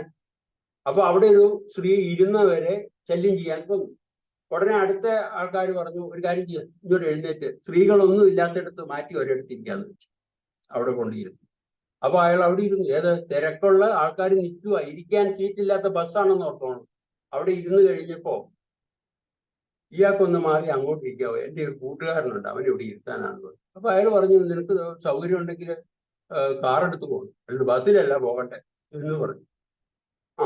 അപ്പൊ പറഞ്ഞാ പോരെ, ഞാൻ ആഗ്രഹം പറഞ്ഞല്ലേ ഉള്ളൂ എന്ന് ഇയാൾ പറയുന്നുണ്ട്. ഓക്കെ, അതെല്ലാം കഴിഞ്ഞ് കുറെ കഴിഞ്ഞപ്പോൾ എനിക്ക് പുറകില് നീണ്ട ബസ്, എത്ര പേരുണ്ടെങ്കിലും ഒരാൾക്ക് കൂടി ഇരിക്കാൻ പറ്റിയ രീതിയിലുള്ള സീറ്റ് ഉണ്ടല്ലോ ഏറ്റവും ബാക്കിലെ ബസ്സിൽ. അവിടെ പോയിരുന്നപ്പോൾ ഒരാള് അവിടുന്ന് ഒരാൾ എഴുന്നേറ്റപ്പോൾ ഇയാൾ വന്ന് എനിക്ക് അടുത്തിരുന്നു. അപ്പൊ ഞാൻ ചോദിച്ചു, അത് ഇവനെയൊക്കെ അടിച്ച് പുറത്താക്കി കളയണ്ട, ഇവനെയൊക്കെ ബസ്സിൽ കയറ്റി യാത്ര ചെയ്യിക്കുന്നു എന്ന് ഇദ്ദേഹം പറഞ്ഞു. അപ്പൊ നിങ്ങൾ എന്താ ചെയ്യാൻ? നിങ്ങളടുത്തിരുന്നു, എനിക്ക് വേറെ ചില കാര്യങ്ങൾക്ക് പോകാനുള്ളതാ, അവൻ വല്ലതും ചർച്ചയ്ക്ക് വല്ലതും എന്റെ വീട്ടിലേക്ക് വന്ന ഞാൻ ഇങ്ങോട്ട് മാറി. അപ്പൊ അങ്ങനെ വളരെ രാജകീയമായി തിരക്കുള്ള ബസ്സിൽ വളരെ രാജകീയമായി ഈ മദ്യത്തിന്റെ അടിമയായതുകൊണ്ടും മദ്യപാനി ആയതുകൊണ്ടും അദ്ദേഹം തിരക്കുള്ള ബസ്സിൽ സൗകര്യമായിട്ട് യാത്ര ചെയ്യും. പക്ഷേ കുറെ കഴിഞ്ഞ വേറെ ശല്യം വന്ന് വേറൊരാളോട് ഇദ്ദേഹം വളരെ വഷളായി സംസാരിച്ചപ്പോൾ അവിടെ നിന്ന് കയറിയ ഒരാള് പോസിറ്റീവായിട്ട് ചിന്തിച്ചുകൊണ്ട് ഇയാളെ ഇറക്കി വിടും പറഞ്ഞ് ഇറക്കി വിട്ടു എന്ന് പറയുന്ന ഒരു ഭാഗമുണ്ട്. അത് വേറെ കാര്യം. ഇപ്പൊ ഞാൻ പറഞ്ഞത് മദ്യപാനിയാണ് എന്നുള്ളത് കൊണ്ട് എന്തുമാത്രം ഇതാണ് സമൂഹം അദ്ദേഹത്തിന് ചെയ്തു കൊടുത്തത്. അദ്ദേഹം അത് എൻജോയ് ചെയ്തു പോയില്ലേ? അതാ ഞാൻ പറഞ്ഞത്, എന്റെ അനുഭവത്തിൽ കണ്ട ഞാൻ പറയുന്നത്. അപ്പൊ സമൂഹം ഇങ്ങനെയും മദ്യപാനികളെ പ്രോത്സാഹിപ്പിക്കുന്നു. ആ രാജാവായി തിരക്കുള്ള ബസ്സിൽ ഇരുന്ന് യാത്ര ചെയ്യുന്നതിനുള്ള ഒരു സൗകര്യം കിട്ടിയത് ഈ മദ്യം കഴിച്ചത് കൊണ്ടാണ്. ടിക്കറ്റ് എടുക്കാനുള്ളത് ആരെ കൊണ്ട് ടിക്കറ്റ് കൂട്ടുകാരന്മാരെടുത്തു. ഇതെല്ലാം അവനവന്റെ സൗകര്യത്തിന് വേണ്ടി ചെയ്ത് കിട്ടി എന്ന് പറയുന്ന സമൂഹത്തിന്റെ ഒരു കാഴ്ചപ്പാട് കൂടെ ഞാനൊന്ന് ഷെയർ ചെയ്യാൻ ഉദ്ദേശിച്ചു. ഇത്രേ ഉള്ളൂ. അപ്പോ സാർ, അത് ആ വ്യക്തിയെ അവോയ്ഡ് ചെയ്യാൻ വേണ്ടി മാക്സിമം ആളുകൾ ചെയ്തു കൊടുക്കുന്ന. പക്ഷെ ഇവിടെ നമുക്കെപ്പോഴും അറിയാം, മദ്യപാനത്തിന്റെ റിലാപ്സ് എന്ന് പറഞ്ഞൊരു പ്രോബ്ലമാണ് എപ്പോഴും വരുന്നത്. ധ്യാനശീലമുള്ളവർ പല കാരണങ്ങൾ കൊണ്ടാകാം, പ്രത്യേകിച്ച് അവരുടെ പേഴ്സണാലിറ്റി, അവരുടെ സെൽഫ് എസ്റ്റീം നഷ്ടപ്പെട്ടു പോവുക, ഒരാളോട് സംസാരിക്കാൻ വേണ്ടി, ഈവൻ ചിലപ്പം വീട്ടിലുള്ള ജീവിത പങ്കാളിയോട് സംസാരിക്കാൻ വേണ്ടി പോലും മദ്യം കഴിച്ചാലേ പറ്റത്തുള്ളൂ എന്ന് തോന്നുന്ന തരത്തിലുള്ള പലതരത്തിലുള്ള കാരണങ്ങളുണ്ട്. അപ്പൊ അതിന് ഓരോരോ റീസൺസ് ആണ്. റീസൺസ് എന്താണെന്ന് പറയാൻ പറ്റില്ല. ഒരാൾ അപമാനിച്ചതിന് പകരമാകാം, അങ്ങനെ പല സാഹചര്യങ്ങൾ. അപ്പൊ ഇങ്ങനെയുള്ള സാഹചര്യങ്ങളെ കോപ്പ് ചെയ്ത് നിൽക്കാൻ ഏറ്റവും നല്ല ഒരു കൂട്ടായ്മയാണ് ഈ ആൾക്കാർ എന്ന് പറയുന്ന കൂട്ടായ്മ എന്നുള്ളതാണ് അവര് പറയുന്നത്. കാരണം വീട്ടുകാരെക്കാൾ അധികം ട്രസ്റ്റ് ചെയ്യാൻ പറ്റുന്ന, പരസ്പരം കളിയാക്കാത്ത, അത്രമാത്രം അംഗീകരിക്കാൻ പറ്റുന്ന ഒരു കൂട്ടായ്മയുടെ ഭാഗമായി മാറാൻ സാധിക്കുന്ന ഒരു വലിയ അനുഭവമാണ് അതിലൂടെ അവർക്കുള്ളത്. അപ്പം ഇവർ തമ്മിലുള്ള കോൺവെർസേഷൻസും ഇപ്പോൾ സൂം വഴിയൊക്കെ അല്ലെങ്കിൽ സോഷ്യൽ മീഡിയ വഴിയൊക്കെ കമ്മ്യൂണിക്കേറ്റ് ചെയ്യുന്നുണ്ട്. അല്ലെങ്കിൽ ഓഫ്ലൈൻ എല്ലാ ആഴ്ചകളിലും അല്ലെങ്കിൽ മാസത്തിൽ 2 പ്രാവശ്യമോ ഒക്കെ ഓഫ്ലൈൻ മീറ്റിങ്ങുകൾ നടത്തി അതിനെക്കുറിച്ചുള്ള അവരുടെ തന്നെ എക്സ്പീരിയൻസ് അവർ ഷെയർ ചെയ്യും. ഇത്രയും ദിവസം നമ്മൾ ഇങ്ങനെ ചെയ്തു പോയപ്പോൾ ഉണ്ടായിട്ടുള്ള പോസിറ്റീവായിട്ടുള്ള സാധ്യത. അവിടെയും ചില നെഗറ്റിവിറ്റികൾ അവർ ഓപ്പണായിട്ട് പറയാറുണ്ട്. നെഗറ്റിവിറ്റികൾ പറയാതിരിക്കാൻ പറയുന്ന ഗ്രൂപ്പുകളുമുണ്ട്. അപ്പൊ ഇവിടെ വളരെയധികം പ്രയോജനകരമായി എന്ന് വെച്ചാൽ ഒരു കുടുംബത്തെക്കാൾ അധികം കെയർ ചെയ്യുന്ന ഒരു വലിയ ഒരു ഗ്രൂപ്പിന്റെ ഭാഗമായി, അംഗമായി മുന്നോട്ട് പോകുമ്പോൾ റോയ് സാർ പറഞ്ഞതുപോലെ ഒരു വലിയ കെയർ ആണ് അവർക്ക് കിട്ടുന്നത്. അതുകൊണ്ട് തന്നെ ഈ ഗ്രൂപ്പ് വളരെ പോസിറ്റീവായിട്ട് മുന്നോട്ട് കൊണ്ടുപോകാൻ താല്പര്യപ്പെടുന്ന ഒരു അവസരവുമുണ്ട് എന്നുള്ളതാണ് ഇതുമായിട്ട് കേട്ടിട്ട് അത് മനസ്സിലാകുന്നത്. വേറെ ആർക്കെങ്കിലും ഇതിനെക്കുറിച്ച് എന്തെങ്കിലും ഷെയർ ചെയ്യാനുണ്ടോ? സുബോധത്തോടെ വരുന്ന അവസരത്തില് ഞാൻ കാണിച്ചത് പെശകായിപ്പോയി, എന്തുമാത്രം ആൾക്കാർക്ക് ബുദ്ധിമുട്ടുണ്ടാക്കി, അതിന് എനിക്ക് പ്രായശ്ചിത്തം ചെയ്യണം എന്നൊക്കെയുള്ള ചില കാര്യങ്ങളുണ്ട്. അതൊക്കെ റിക്കവർ ചെയ്തെടുക്കാൻ വേണ്ടിയിട്ടുള്ള ഒരു വേദിയായിട്ട് മാറുകയാണ് ഈ കൂട്ടായ്മ. ഞാൻ പറഞ്ഞത്, ആ ബസ്സിനകത്തുള്ള ആൾക്കാരൊക്കെ അവരവരുടെ കാര്യങ്ങളും മറ്റൊക്കെ പോയി, അവർക്കിതൊന്നും ശ്രദ്ധിക്കാനും പറ്റിയെന്ന് വരത്തില്ല. പക്ഷേ ഈ ഒരു കൂട്ടായ്മയില് ഈ കാര്യങ്ങൾ ഓർക്കുന്നതിനും ഞാൻ എന്തുമാത്രം ഇതാ കാണിച്ചത്. ടിക്കറ്റ് എടുക്കാൻ പറഞ്ഞപ്പോൾ ടിക്കറ്റ് എടുക്കാതിരുന്നത്, അതിന്റെ കാര്യങ്ങള്. അപ്പൊ അദ്ദേഹത്തിന് കണ്ടക്ടർക്ക് ഉണ്ടായ ബുദ്ധിമുട്ട്, സ്ത്രീകളോട് അപമര്യാദ പെരുമാറിയപ്പോൾ അവർക്കുണ്ടായ ബുദ്ധിമുട്ടുകൾ, ഇതെല്ലാം കാണുവാനും അത് ഞാൻ ഇനി ഉണ്ടാവരുത് എന്ന് ചിന്തിക്കാനും അങ്ങനെ ഉണ്ടായിട്ടുള്ളവരോട് ക്ഷമ ചോദിക്കാനും ഒക്കെ ഉള്ള ഒരു മാനസികാവസ്ഥ ക്രിയേറ്റ് ചെയ്യുന്നതിന് ഈ കൂട്ടായ്മ സഹകരിക്കുന്നുണ്ട്. ഇപ്പോൾ സാധാരണയായിട്ട് ഈ മദ്യത്തിന് അടിമയായി വരുന്ന ആൾക്കാരുടെ ട്രീറ്റ്മെന്റുമായിട്ട് ബന്ധപ്പെട്ട് ഞാൻ വരുമ്പോൾ ശ്രദ്ധിക്കപ്പെട്ട ഒരു കാര്യങ്ങൾ, വിവാഹം കഴിച്ചതാണെങ്കിൽ അവന്റെ ഏറ്റവും വലിയ ശത്രു ഭാര്യയായിരിക്കും, വിവാഹം കഴിക്കാത്ത പയ്യനാണെങ്കിൽ അമ്മയായിരിക്കും. കാരണം എന്നാന്ന് വെച്ചാൽ ഏറ്റവും കൂടുതൽ ബുദ്ധിമുട്ട് അനുഭവിച്ച ആ കുടുംബത്തിലെ വ്യക്തി അത് ഉപദേശ രൂപത്തിലും മറ്റു രൂപത്തിലും ഒക്കെയാണ് അദ്ദേഹത്തോട് തട്ടിക്കയറുന്നത്. അത് കൂടുതൽ വിഷയമുണ്ടാക്കുന്നു അദ്ദേഹത്തിന്. അപ്പൊ അതിനുള്ള ഒരു സമീപനം ഈ പറയുന്ന അലറ്റീനും മറ്റേ ഇതുമായുള്ള ഈ പറയുന്ന ആൽക്കഹോളിക് അനോമലി കൂട്ടായ്മയിലൂടെ അവർ സ്വന്തമാക്കുകയാണ്. അവരോട് എങ്ങനെ ബിഹേവ് ചെയ്യണം, അത് കഴിഞ്ഞപ്പോൾ എങ്ങനെ ഡീൽ ചെയ്യണം, അങ്ങനെയാണ് അത് വിഷയങ്ങൾ ഉണ്ടാക്കുന്നത്, ഗുണകരമായി വരുന്നത്. Yes sir. ഓക്കെ, വേറെ ആരെങ്കിലും? Raju sir, Anilkumar sir, George sir, Vincent sir, ആർക്കെങ്കിലും എന്തെങ്കിലും ഷെയർ ചെയ്യാനുണ്ടോ? ജോർജ് അച്ഛൻ കേൾക്കുന്നുണ്ടോ? കൗമാർ സാർ? യെസ്, ജോർജ് സാർ പറയും. Thank you sir. Roy sir, yes, സാറും ആ സ്ട്രീറ്റ് ലൈറ്റ് ഒരു വലിയ ലൈറ്റ് ഇട്ടു, ഒരു വെളിച്ചം സമൂഹത്തിന്. നമ്മുടേത് വലിയ രാജകീയ പാതയാണല്ലോ. പക്ഷേ ഓരോ പോസ്റ്റ് ഓരോ ദിവസവും ഇട്ട് ഓരോ ലൈറ്റ് ഫിറ്റ് ചെയ്തു പോകുന്ന ഒരവസ്ഥ ഞാനിപ്പോ അങ്ങനെ കണക്കാക്കുക. സാർ ഇട്ടതും വലിയ ലൈറ്റ് തന്നെ. ഇവിടെ ഞങ്ങളുടെ നാട്ടിലൊക്കെ പുതിയ ലൈറ്റ് ഇപ്പോൾ ഇടുന്ന സ്ട്രീറ്റ് ലൈറ്റ് 2020 ഇടുന്നത് 2500 വാട്ട്സ് ആണ് എല്ലാ ലൈറ്റുകളും. റോഡിന്റെ നമ്മുടെ നാട്ടിലാണോ എന്ന് തോന്നിപ്പോയി. ഞാൻ പറഞ്ഞു പെട്ടെന്ന് അത് മനസ്സിലേക്ക് വന്നുകൊണ്ട് പറഞ്ഞതാ. അത് വിട്ടു. സാറേ, ഉപകാരപ്രദമാണ്, യാതൊരു സംശയമില്ല. ഞാൻ ഈ ആൽക്കഹോളിക് അനോമിക് ഇതിനെപ്പറ്റി ഇങ്ങനെ കേട്ടിട്ടുണ്ട്. കാരണം അത് കുടിയന്മാരുടെ ഒരു സംഘടന, കുടിയന്മാരുടെ കുടുംബത്തിന്റെ ഒരു സംഘടന എന്നുള്ള വിധത്തിൽ മാത്രമേ കേട്ടിട്ടുള്ളൂ. ഡി അഡിക്ഷൻ മൂവ്മെന്റുമായിട്ട് ബന്ധപ്പെട്ട് കുറെ കാര്യങ്ങളിൽ ബന്ധപ്പെട്ടിട്ടുണ്ട്. എനിക്കറിയാം, ഒരു ഓഫീസർ എന്നെ വിളിച്ച്, ഞങ്ങളുടെ സർവീസിലുണ്ടായിരിക്കുമ്പോൾ, ഒരു ഉന്നത പദവിയിലുള്ള ഓഫീസറാ. അയാൾ വിളിച്ചു എന്നോട് പറഞ്ഞത് മറ്റൊരാളുടെ കുടി നിർത്തണം, ആ കാര്യത്തോട് ബന്ധപ്പെട്ടുള്ള ചില കാര്യങ്ങൾ ചെയ്യാൻ വേണ്ടിയിട്ടാണ്. പക്ഷെ ഇയാൾ എത്ര ദയനീയമായ അവസ്ഥയിലാണ് കുടിച്ചിട്ടെന്ന് പറയാൻ. അപ്പൊ അയാൾക്ക് എന്താ പറയണ, സുബോധമുണ്ട്, മദ്യപാനം പ്രശ്നമാണ്, പുള്ളിയുടെ കുടുംബവും പ്രശ്നത്തിലാണ്, അങ്ങനെയുള്ളവരെ രക്ഷപ്പെടുത്തണം. അതിന് പുള്ളി വഴികളൊക്കെ പറഞ്ഞു, എല്ലാം കീർത്തി. പക്ഷെ പുള്ളിക്ക് സ്വയം മോചിതനാകാൻ കഴിയുന്നില്ല.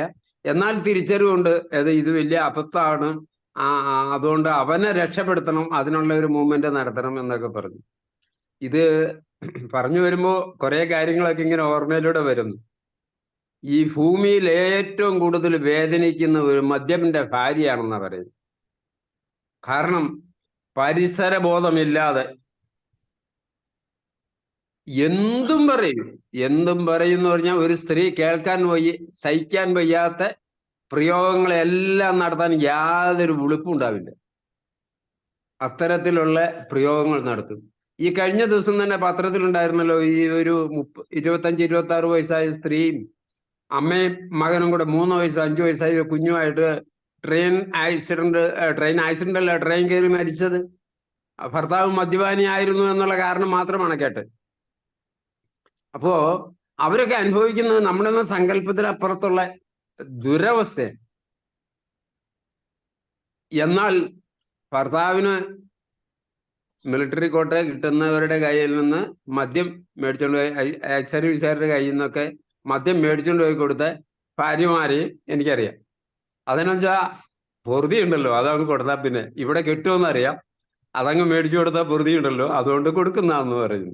അവരതിൽ സന്തോഷം കണ്ടെത്തുന്നതായിരിക്കും. അതായത് പ്രശ്നങ്ങളില്ലെങ്കിൽ കുഴപ്പമില്ല, പ്രശ്നങ്ങളായാൽ ആ പ്രശ്നങ്ങളുണ്ടെന്ന് എല്ലാവർക്കും തിരിച്ചറിയാൻ പറ്റാത്ത ഗതികേടിലേക്ക് പോകുമ്പോഴാണ് അതൊരു ആസക്തി എന്ന നിലയിലേക്ക് എത്തി മോചനമില്ലാത്ത ഒരു അവസ്ഥയിലേക്ക് ആയിപ്പോകുന്നു. എന്തായാലും സാറേ, ഒത്തിരി നന്ദിയോടുകൂടി ഇതിനെയൊക്കെ പറയാൻ പറ്റുള്ളൂ. സമൂഹത്തിന് വെളിച്ചം കിട്ടട്ടെ. ഈ കഴിഞ്ഞ ദിവസവും ഒരു പാർട്ടിയോട് ഞാൻ ഇങ്ങനെ പറയാനിട വന്നു. എൻ്റെ ഇടയ്ക്ക് അപ്പം വന്ന് പറഞ്ഞു, ജോർജ് അവൻ കട്ടിലേന്ന് എണിക്കുന്നില്ല, വലിയ കഷ്ടത്തില, എന്തിനാ എന്നെ അപ്പം ചത്താലും മോൻ ചത്താലും ഞാൻ ഇനി ചിരിക്കും എന്നൊക്കെ അവരോട് പറഞ്ഞു എന്ന് പറഞ്ഞാൽ പുള്ളി ഒത്തിരി സങ്കടപ്പെട്ടു. അപ്പൊ ഞാൻ യാദൃച്ഛികം എന്നവണ്ണം അവൻ്റെ അടുക്കൽ ചെന്നപ്പോൾ അവൻ്റെ മുഖമൊക്കെ ശരിക്കും ഈ മദ്യപാനികൾക്കുണ്ടാകാവുന്ന ആ രോഗാവസ്ഥ, കണ്ണിൻ്റെ തടമൊക്കെ ചിത്തിരി ചീർത്ത് വീർത്ത് ആകെ കോലമൊക്കെ മാറി. നന്നായി അധ്വാനിച്ച് നടന്നിരുന്ന ഒരു പയ്യനാ. ഒരു പുലർച്ചെ 4 മണിക്ക് മുമ്പ് എഴുന്നേറ്റ് ഒത്തിരി ടാപ്പിംഗ് എടുത്ത് ഒത്തിരി അധ്വാനിച്ച് നല്ല സൽപ്പേരോട് കൂടി നടന്ന പയ്യൻ. പക്ഷെ കുറച്ച് നാളുകളായിട്ട് അങ്ങനെ. അപ്പോൾ ഇയാളുടെ മകൻ എന്നോട് പറയാ, ഞാൻ പറയും പുള്ളി എല്ലാം സമ്മതിക്കും, പക്ഷെ വീണ്ടും ആ മകനെ തന്നെ നിർബന്ധിക്കും. അപ്പൻ കഷ്ടപ്പെട്ട് പഠിപ്പിച്ചതാണല്ലോ എന്നോർത്ത് അവന്റെ കുറച്ച് വരുമാനം ഉള്ളെങ്കിലും അവൻ പോയി മേടിച്ചുകൊണ്ട് പോയി കൊടുക്കും ഇടയ്ക്കിടയ്ക്ക്. ഇത് തന്നെയാണ് മറ്റുള്ളവർ പറയണത്, അവർ മേടിച്ചു കൊടുക്കുന്നതുകൊണ്ടാണ്. എന്തായാലും ഈയിടെ നിർവാഹമില്ലാതെ അവർ കൊണ്ടുപോയി ആശുപത്രിയിലാക്കിയത് ഡി അഡിക്ഷൻ മൂവ്മെന്റിന് വേണമെന്ന് ഡോക്ടർ പറഞ്ഞിട്ടില്ല.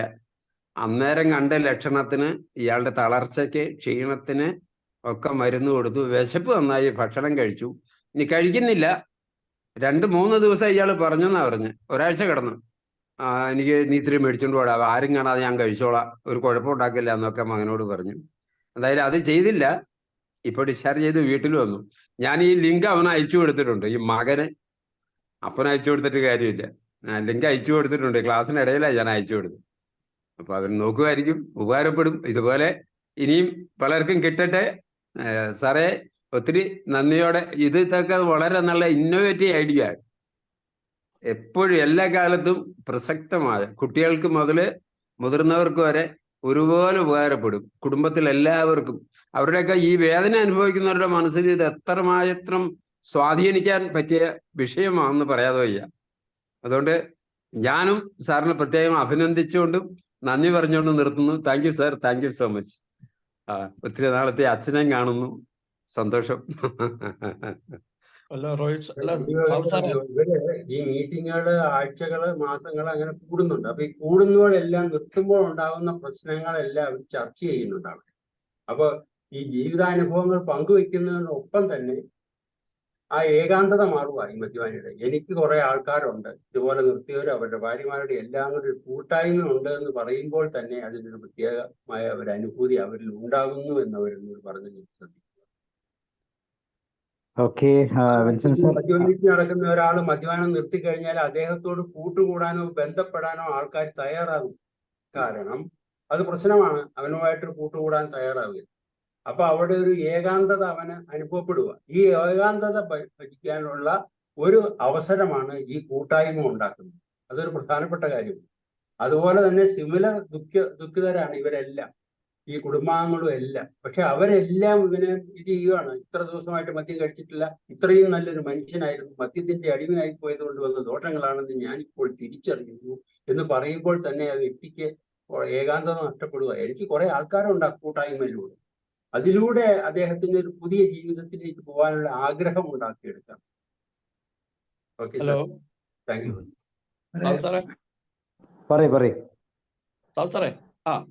കേൾക്കാം, പറഞ്ഞോളൂ. സാറേ, ഞാൻ 2-3 മിനിറ്റ് താമസിച്ചാണ് കയറിയേ. എങ്കിലും എനിക്ക് സാറിന്റെ ക്ലാസ് എനിക്ക് ഇഷ്ടപ്പെട്ടു. പക്ഷെ എനിക്കൊരു കാര്യം മനസ്സിലായില്ല. ഇങ്ങനെ ഒരു കൂട്ടായ്മ അവർ സ്വയം തന്നെ ഉണ്ടാക്കിയിരിക്കുന്നതാണോ, ആരെങ്കിലും ഇതിന്റെ അവരെ പ്രേരക ശക്തിയായിട്ട് കൊണ്ടുവന്നതാണോ? ഈ കൂട്ടായ്മയിൽ എല്ലാവരും എങ്ങനെ എത്തിപ്പെടുന്നു എന്നുള്ള കാര്യമാണ്. ഇതിൽ നിന്ന് അവര് ശരിക്കും സാറേ, അതെ, ശരിക്കും അവർ വിടുതലാകുന്നുണ്ടോ? അപ്പൊ ഞാൻ 1-2 കേസ് അറ്റൻഡ് ചെയ്തപ്പോഴേ, അപ്പൊ ഈ അതായത് ഒരു ഇന്ത്യക്ക് വെളിയിൽ പോയി താമസിച്ച ഒരു പയ്യൻ 10-35 വയസ്സുകൊണ്ട് കല്യാണം കഴിച്ചതാണ്. അവനവിടെ പോയിട്ട് വന്നിട്ട് ഇവിടെ വളരെ പ്രശ്നം ഉണ്ടാക്കുക, അടി ഉണ്ടാക്കുകയും വീട്ടിലായാലും ശല്യം ആയിക്കഴിഞ്ഞപ്പോൾ ഇവിടെ മന്ദിര ഹോസ്പിറ്റലിൽ കൊണ്ടാക്കി കഴിഞ്ഞിട്ട് അവൻ 1 മാസത്തോളം അവിടെ കിടന്ന്. അപ്പൊ ലാസ്റ്റ് എനിക്കും കാണാൻ ഒരു അവസരം കിട്ടി, ഒരു കൗൺസിലിങ്ങിന്റെ ഭാഗമായിട്ട്. ഇവിടെ ചെന്ന് കഴിഞ്ഞപ്പോൾ എൻ്റെ സാറ് ഇവിടെ വന്ന പിന്നെ അതായത് മരുന്ന് കിട്ടി, അവിടെ സൈക്കാട്രിസ്റ്റ് ഡോക്ടറുടെ മരുന്ന് കിട്ടി. അതുപോലെ കൗൺസിലിംഗ് കൊണ്ടാണ് ശരിയായത്. ഇത്രയും വഷളായ കേസുകൾ ഉണ്ടല്ലോ, അപ്പൊ അവരെല്ലാം ഇതിൻ്റെ അകത്ത് വന്നത് എങ്ങനെയാണ് അവർ സ്വയം ഇതിൻ്റെ അകത്ത് നിന്ന് രക്ഷപ്പെടുന്നത്? ഇതിന്റെ കോൺസ്റ്റിറ്റ്യൂഷൻ എനിക്ക് ശരിക്കും മനസ്സിലായില്ല.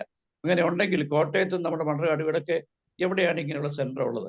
ഈ സെന്റർ എല്ലാ സ്ഥലങ്ങളിലും ഉണ്ടോ? കേരളത്തിന്റെ തന്നെ എല്ലാ രാജ്യങ്ങളുടെ അകത്ത് തന്നെ ഇതുകൊണ്ട് ഒത്തിരി മാറ്റങ്ങൾ ഉണ്ടായിട്ടുണ്ട്. ഞാൻ അധികം കേട്ടിട്ടില്ല ഇതിനെപ്പറ്റി. ഉണ്ട് സാർ, കോട്ടയത്തൊക്കെ ഉണ്ട്, എനിക്ക് പരിചയമുണ്ട്. സാറിന് ആരെങ്കിലും ഉണ്ടെങ്കിൽ നമുക്ക് കണക്ട് ചെയ്യാം, കുഴപ്പമില്ല. ഹ്യൂമൻ ജസ്റ്റിസ് ഡിപ്പാർട്ട്മെന്റിന്റെ ഗ്രാൻഡോട് കൂടി നടത്തുന്ന സ്ഥാപനങ്ങളുണ്ട്. ഇതുപോലെ തന്നെ ഡി അഡിക്ഷൻ സെന്റർ. പിന്നെ മെന്റൽ ഹോസ്പിറ്റലുമായിട്ട് ബന്ധപ്പെട്ട് ഡി അഡിക്ഷൻ സെന്ററുകളുണ്ട്. അപ്പോ ഈ ഡി അഡിക്ഷൻ സെന്ററുമായിട്ട് ബന്ധപ്പെട്ടാണ് ഈ ഗ്രൂപ്പുകൾ ഉണ്ടാകുന്നത്. ഈ ഗ്രൂപ്പിന് ആളെ കിട്ടുന്നത് ഡി അഡിക്ഷൻ ട്രീറ്റ്മെന്റ് കഴിഞ്ഞവരും കഴിഞ്ഞവരെ അധികം അതിനകത്ത് വരുന്നതൊക്കെ. അപ്പോ ആ കൂട്ടായ്മയിലൂടെ വന്ന ആൾക്കാർ ഈ ആനുവൽ മീറ്റിങ്ങിലെ വിവരങ്ങൾ, ഈ പറയുന്ന മന്ത്ലി മീറ്റിങ്ങിലും എല്ലാം വിവരങ്ങൾ എടുത്തു പറയുന്നുണ്ട്. അപ്പൊ അതിലേക്കാണ് ഇവരെല്ലാം ക്ഷണിതാക്കളാക്കുന്നത്. ഇപ്പൊ ഇതുപോലുള്ള ആൾക്കാർ ആ പ്രദേശത്ത് എവിടെയെങ്കിലും ഒരിടത്തായിരിക്കും കൂടുന്നത്. അപ്പൊ ആ പല സ്ഥലങ്ങളിൽ പോയി ട്രീറ്റ്മെന്റ് എടുത്തവരും ട്രീറ്റ്മെന്റ് എടുത്തു കഴിഞ്ഞിട്ട് വഴുതി പോയവരെ ഒക്കെ ഈ ഗ്രൂപ്പിലേക്ക് കൊണ്ടുവരുന്നുണ്ട്. അവരെ അറിയാമെങ്കിൽ അവർ ക്ഷണിച്ചു വരുത്തുക അങ്ങോട്ട് വന്നത്. രണ്ട്, മരുന്നുകൊണ്ട് കൂടുതൽ കാര്യങ്ങളൊന്നും അവിടെ വരുന്നതായിട്ട് എനിക്ക് കാണാൻ കഴിഞ്ഞിട്ടില്ല. കാരണം ഒരാഴ്ച ഒന്നും കഴിയാതെ വിട്ടതിന് ശേഷമാണ് അത് ട്രീറ്റ്മെന്റ് തുടങ്ങുന്നത്. അപ്പൊ വിഡ്രോവൽ സിംറ്റംസ് കാണിക്കും. ഈ പറയുന്ന കൈവറ മുതൽ പല ഇത് കാണിക്കും. അതിന് മെഡിക്കൽ അറ്റൻഷൻ വേണ്ടി വരും. ഓക്കെ, ഒന്നത്. രണ്ട്, ഇത് കഴിഞ്ഞതിന് ശേഷം അദ്ദേഹത്തിന് എന്തുമാത്രം ശരീരത്തിന് ബാധിച്ചിട്ടുണ്ടെന്ന് തോന്നും. അതായത് ലിവറ് മറ്റേതൊക്കെ ടെസ്റ്റ് ചെയ്ത് നോക്കും. ആൽക്കഹോളിക് കണ്ടന്റ് ബ്ലഡിലുണ്ടോ എന്നൊക്കെ നോക്കിയിട്ട് അതിനുള്ള മരുന്നുകളാണ് കൊടുക്കുന്നത്. പിന്നെ ദിനചര്യയിൽ ഒരു ഓർഡർ വരുത്തുന്നുണ്ട്. രാവിലെ എല്ലാ സമയവും ഒരുപോലെ എഴുന്നേൽക്കുക, എന്നിട്ട് പറ്റുന്നതുപോലെയുള്ള യോഗ പോലെയുള്ള കാര്യങ്ങൾ ഗൈഡ് ലൈൻസ് കൊടുക്കുന്നുണ്ട്. ഇഷ്ടമുള്ള പോലെ ചെയ്താൽ മതി ആൾക്കാർ വന്നത്. അങ്ങനെ ഉള്ള ഒരു കാര്യങ്ങൾ.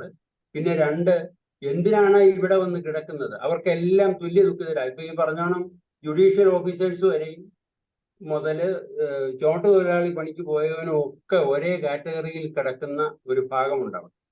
അപ്പൊ അവരുമായിട്ട് എങ്ങനെ വന്ന് കൂടുന്നു ഒന്നത്. രണ്ട്, ദൈനംദിനമായി ബന്ധപ്പെട്ടുകൊണ്ടിരുന്ന വീട്ടുകാരുമായിട്ട് സമ്പർക്കമില്ലാതെയാണ് നിൽക്കുന്നത്. അപ്പൊ അവരുടെ ഉപദേശങ്ങളും മറ്റതൊക്കെ വരുന്നതും ഒക്കെ തടസ്സത്തിൽ നിൽക്കുക. അപ്പൊ ഒന്ന് ചിന്തിക്കാനുള്ള അവസരം കിട്ടുക. മറ്റേത് എന്നും വൈകുന്നേരം അവിടെ ചെല്ലുമ്പോൾ അതിന് പറ്റിയ സംഭവം വീണ്ടും ഏകാന്തത വഹിക്കുന്ന രീതിയിലുള്ള വർത്തമാനങ്ങൾ ഇങ്ങോട്ട് കേൾക്കുക. അപ്പൊ എന്തുമാത്രം അവരൊക്കെ എന്നെ ബുദ്ധിമുട്ടുണ്ടെന്ന് തിരിച്ചറിയാനുള്ള ഒരു അവസരമൊക്കെ അന്നേരം ഉണ്ടാവുക. ആ സമയത്താണ് ഈ കൂട്ടായ്മ ഒത്തിരി സഹായകമായി വരുന്നത്. പിന്നെ എനിക്ക് തോന്നുന്നു മരുന്നുകൊണ്ട് അദ്ദേഹത്തിന്റെ ഈ മദ്യപാനം കൊണ്ട് സിസ്റ്റത്തിനെ ബാധിച്ച ഭാഗങ്ങൾക്ക് മാത്രമേ വ്യത്യാസമുള്ളൂ. മറ്റൊന്നും മരുന്ന് ഉപകരിക്കുന്നു എന്ന് എനിക്ക് തോന്നുന്നില്ല. പിന്നെ സൈക്കോളജിക്കലായിട്ടുള്ള മെഡിസിൻസ് ഒക്കെ കൊടുത്ത ആള് വീക്കാക്കി കഴിഞ്ഞ ആൾക്കാരെ ഞാൻ കണ്ടിട്ടുണ്ട്. അതെന്താന്ന് വെച്ച് കഴിഞ്ഞാല് ഈ പ്രകടനങ്ങൾ മറ്റുള്ളവർക്ക് ശല്യമായി വരുന്നു മദ്യം, അത് ഒഴിവാക്കാൻ വേണ്ടിയിട്ട് ഇഞ്ചക്ഷനും മയക്കും കൊടുക്കുക. അത് ചികിത്സയുടെ ഭാഗമല്ല, അവരെ ഒന്ന് ഡീൽ ചെയ്യാൻ വേണ്ടിയിട്ടുള്ള ഒരു സംവിധാനമാണ് അത്. സർക്കാർ ഗ്രാൻഡോട് നടക്കുന്ന സ്ഥാപനങ്ങളിൽ അത് അനുവദിച്ചിട്ടില്ല. മെന്റൽ ഹോസ്പിറ്റലുമായിട്ട് ബന്ധപ്പെട്ടെടുത്താണ് അത് ചെയ്യുന്നത്. അപ്പോ ഈ അഗ്രസീവ് മെന്റാലിറ്റി കടിച്ചു കഴിഞ്ഞാൽ വരുന്നവരെല്ലാവരും കൂടി പിടിച്ച് നിർബന്ധമായിട്ട് കൊണ്ട് ജയിലിലിടുന്നവരെ കൊണ്ടുവരുന്നവരെ നേരിടാൻ പറ്റാതെ വരുന്ന അവസരത്തിൽ ആണ് ഈ ഇഞ്ചക്ഷൻ ഒക്കെ കൊടുക്കുന്നത്. അത് ഒത്തിരി അവർക്ക് ശല്യം ചെയ്യുന്നുണ്ട്, ദോഷം ചെയ്യുന്നുണ്ട്. ഓക്കെ, അച്ഛാ. ഞാനിത് കേട്ടിരിക്കുന്നത് ഒരു 32 വർഷം മുമ്പാണ്. ഞങ്ങളുടെയൊക്കെ സന്യാസ ജീവിതത്തിൻ്റെ ആദ്യകാലം ഞങ്ങളെ ഒരു അച്ഛൻ വന്ന് ഞങ്ങളെ ഇങ്ങനെ ഈ ഒരു 12 സ്റ്റെപ്സ് ഞങ്ങളെ പഠിപ്പിക്കുകയാണ് ചെയ്തത്, ഒരു ധ്യാനം പോലെ. അത് ശരിക്കും അതെനിക്ക് വളരെ ഇഷ്ടപ്പെട്ട ഒരു കാര്യമായിരുന്നു. അത് കഴിഞ്ഞ് ഞാൻ കാർഡിഫിലായിരുന്ന സമയത്ത് അവിടെ ആൽക്കഹോളിക് അനോണിമസ് ഉണ്ടായിരുന്നു. അതുപോലെ ഇപ്പം താമസിക്കുന്ന ഞങ്ങളുടെ ഇടവകയിലും എ ഗ്രൂപ്പുണ്ട്. പക്ഷെ ഞാനിവിടെ അവിടെ പോയിട്ടില്ല. പക്ഷെ എനിക്കിതുപോലുള്ള പല ആൾക്കാരെ എനിക്ക് കാണാനായിട്ട് സാധിച്ചത്. ഇവർ പറയുന്ന ഒരു കാര്യം ഇതാണ്, അവർ എത്ര ദിവസമായെന്ന് പറയുന്നതിനേക്കാളും കൂടുതലായിട്ട് അവർ പറയുന്നത് എൻ്റെ പേര് ജോർജ്. അവിടെ പേരും വീട്ടുപേരും ഒന്നും പറയില്ല, ഇവിടുന്ന് വരുന്നതെന്ന് ഒന്നും പറയുകയില്ല. അതാണ് അവർ ആദ്യമായിട്ട് പറയുന്നത്. അത് അച്ഛനാകാം, സുപ്പീരിയർ ആകാം, ഇല്ലെങ്കിൽ ഒരു കുഞ്ഞു വെച്ചാകാം, കൂടുതൽ വർക്ക് ചെയ്യുന്നയാളാകാം. അതാണ് അവർ കൂടുതലായിട്ട് പറയുന്നത് എന്നാണ് എനിക്ക് തോന്നുന്നത്. പിന്നെ അതാണ് എനിക്ക് ഏറ്റവും കൂടുതൽ ഇഷ്ടപ്പെടുന്നത്. പിന്നെ ഇത് ശരിക്കും ഒരു സ്പിരിച്വൽ ആണ്. ഇപ്പം തന്നെ എൻ്റെ പുസ്തകമുണ്ട്. ഇപ്പം എൻ്റെ ഇപ്പം ഞാൻ വേറൊരു അച്ഛൻ്റെ എടുത്തതാണ് കേട്ടോ.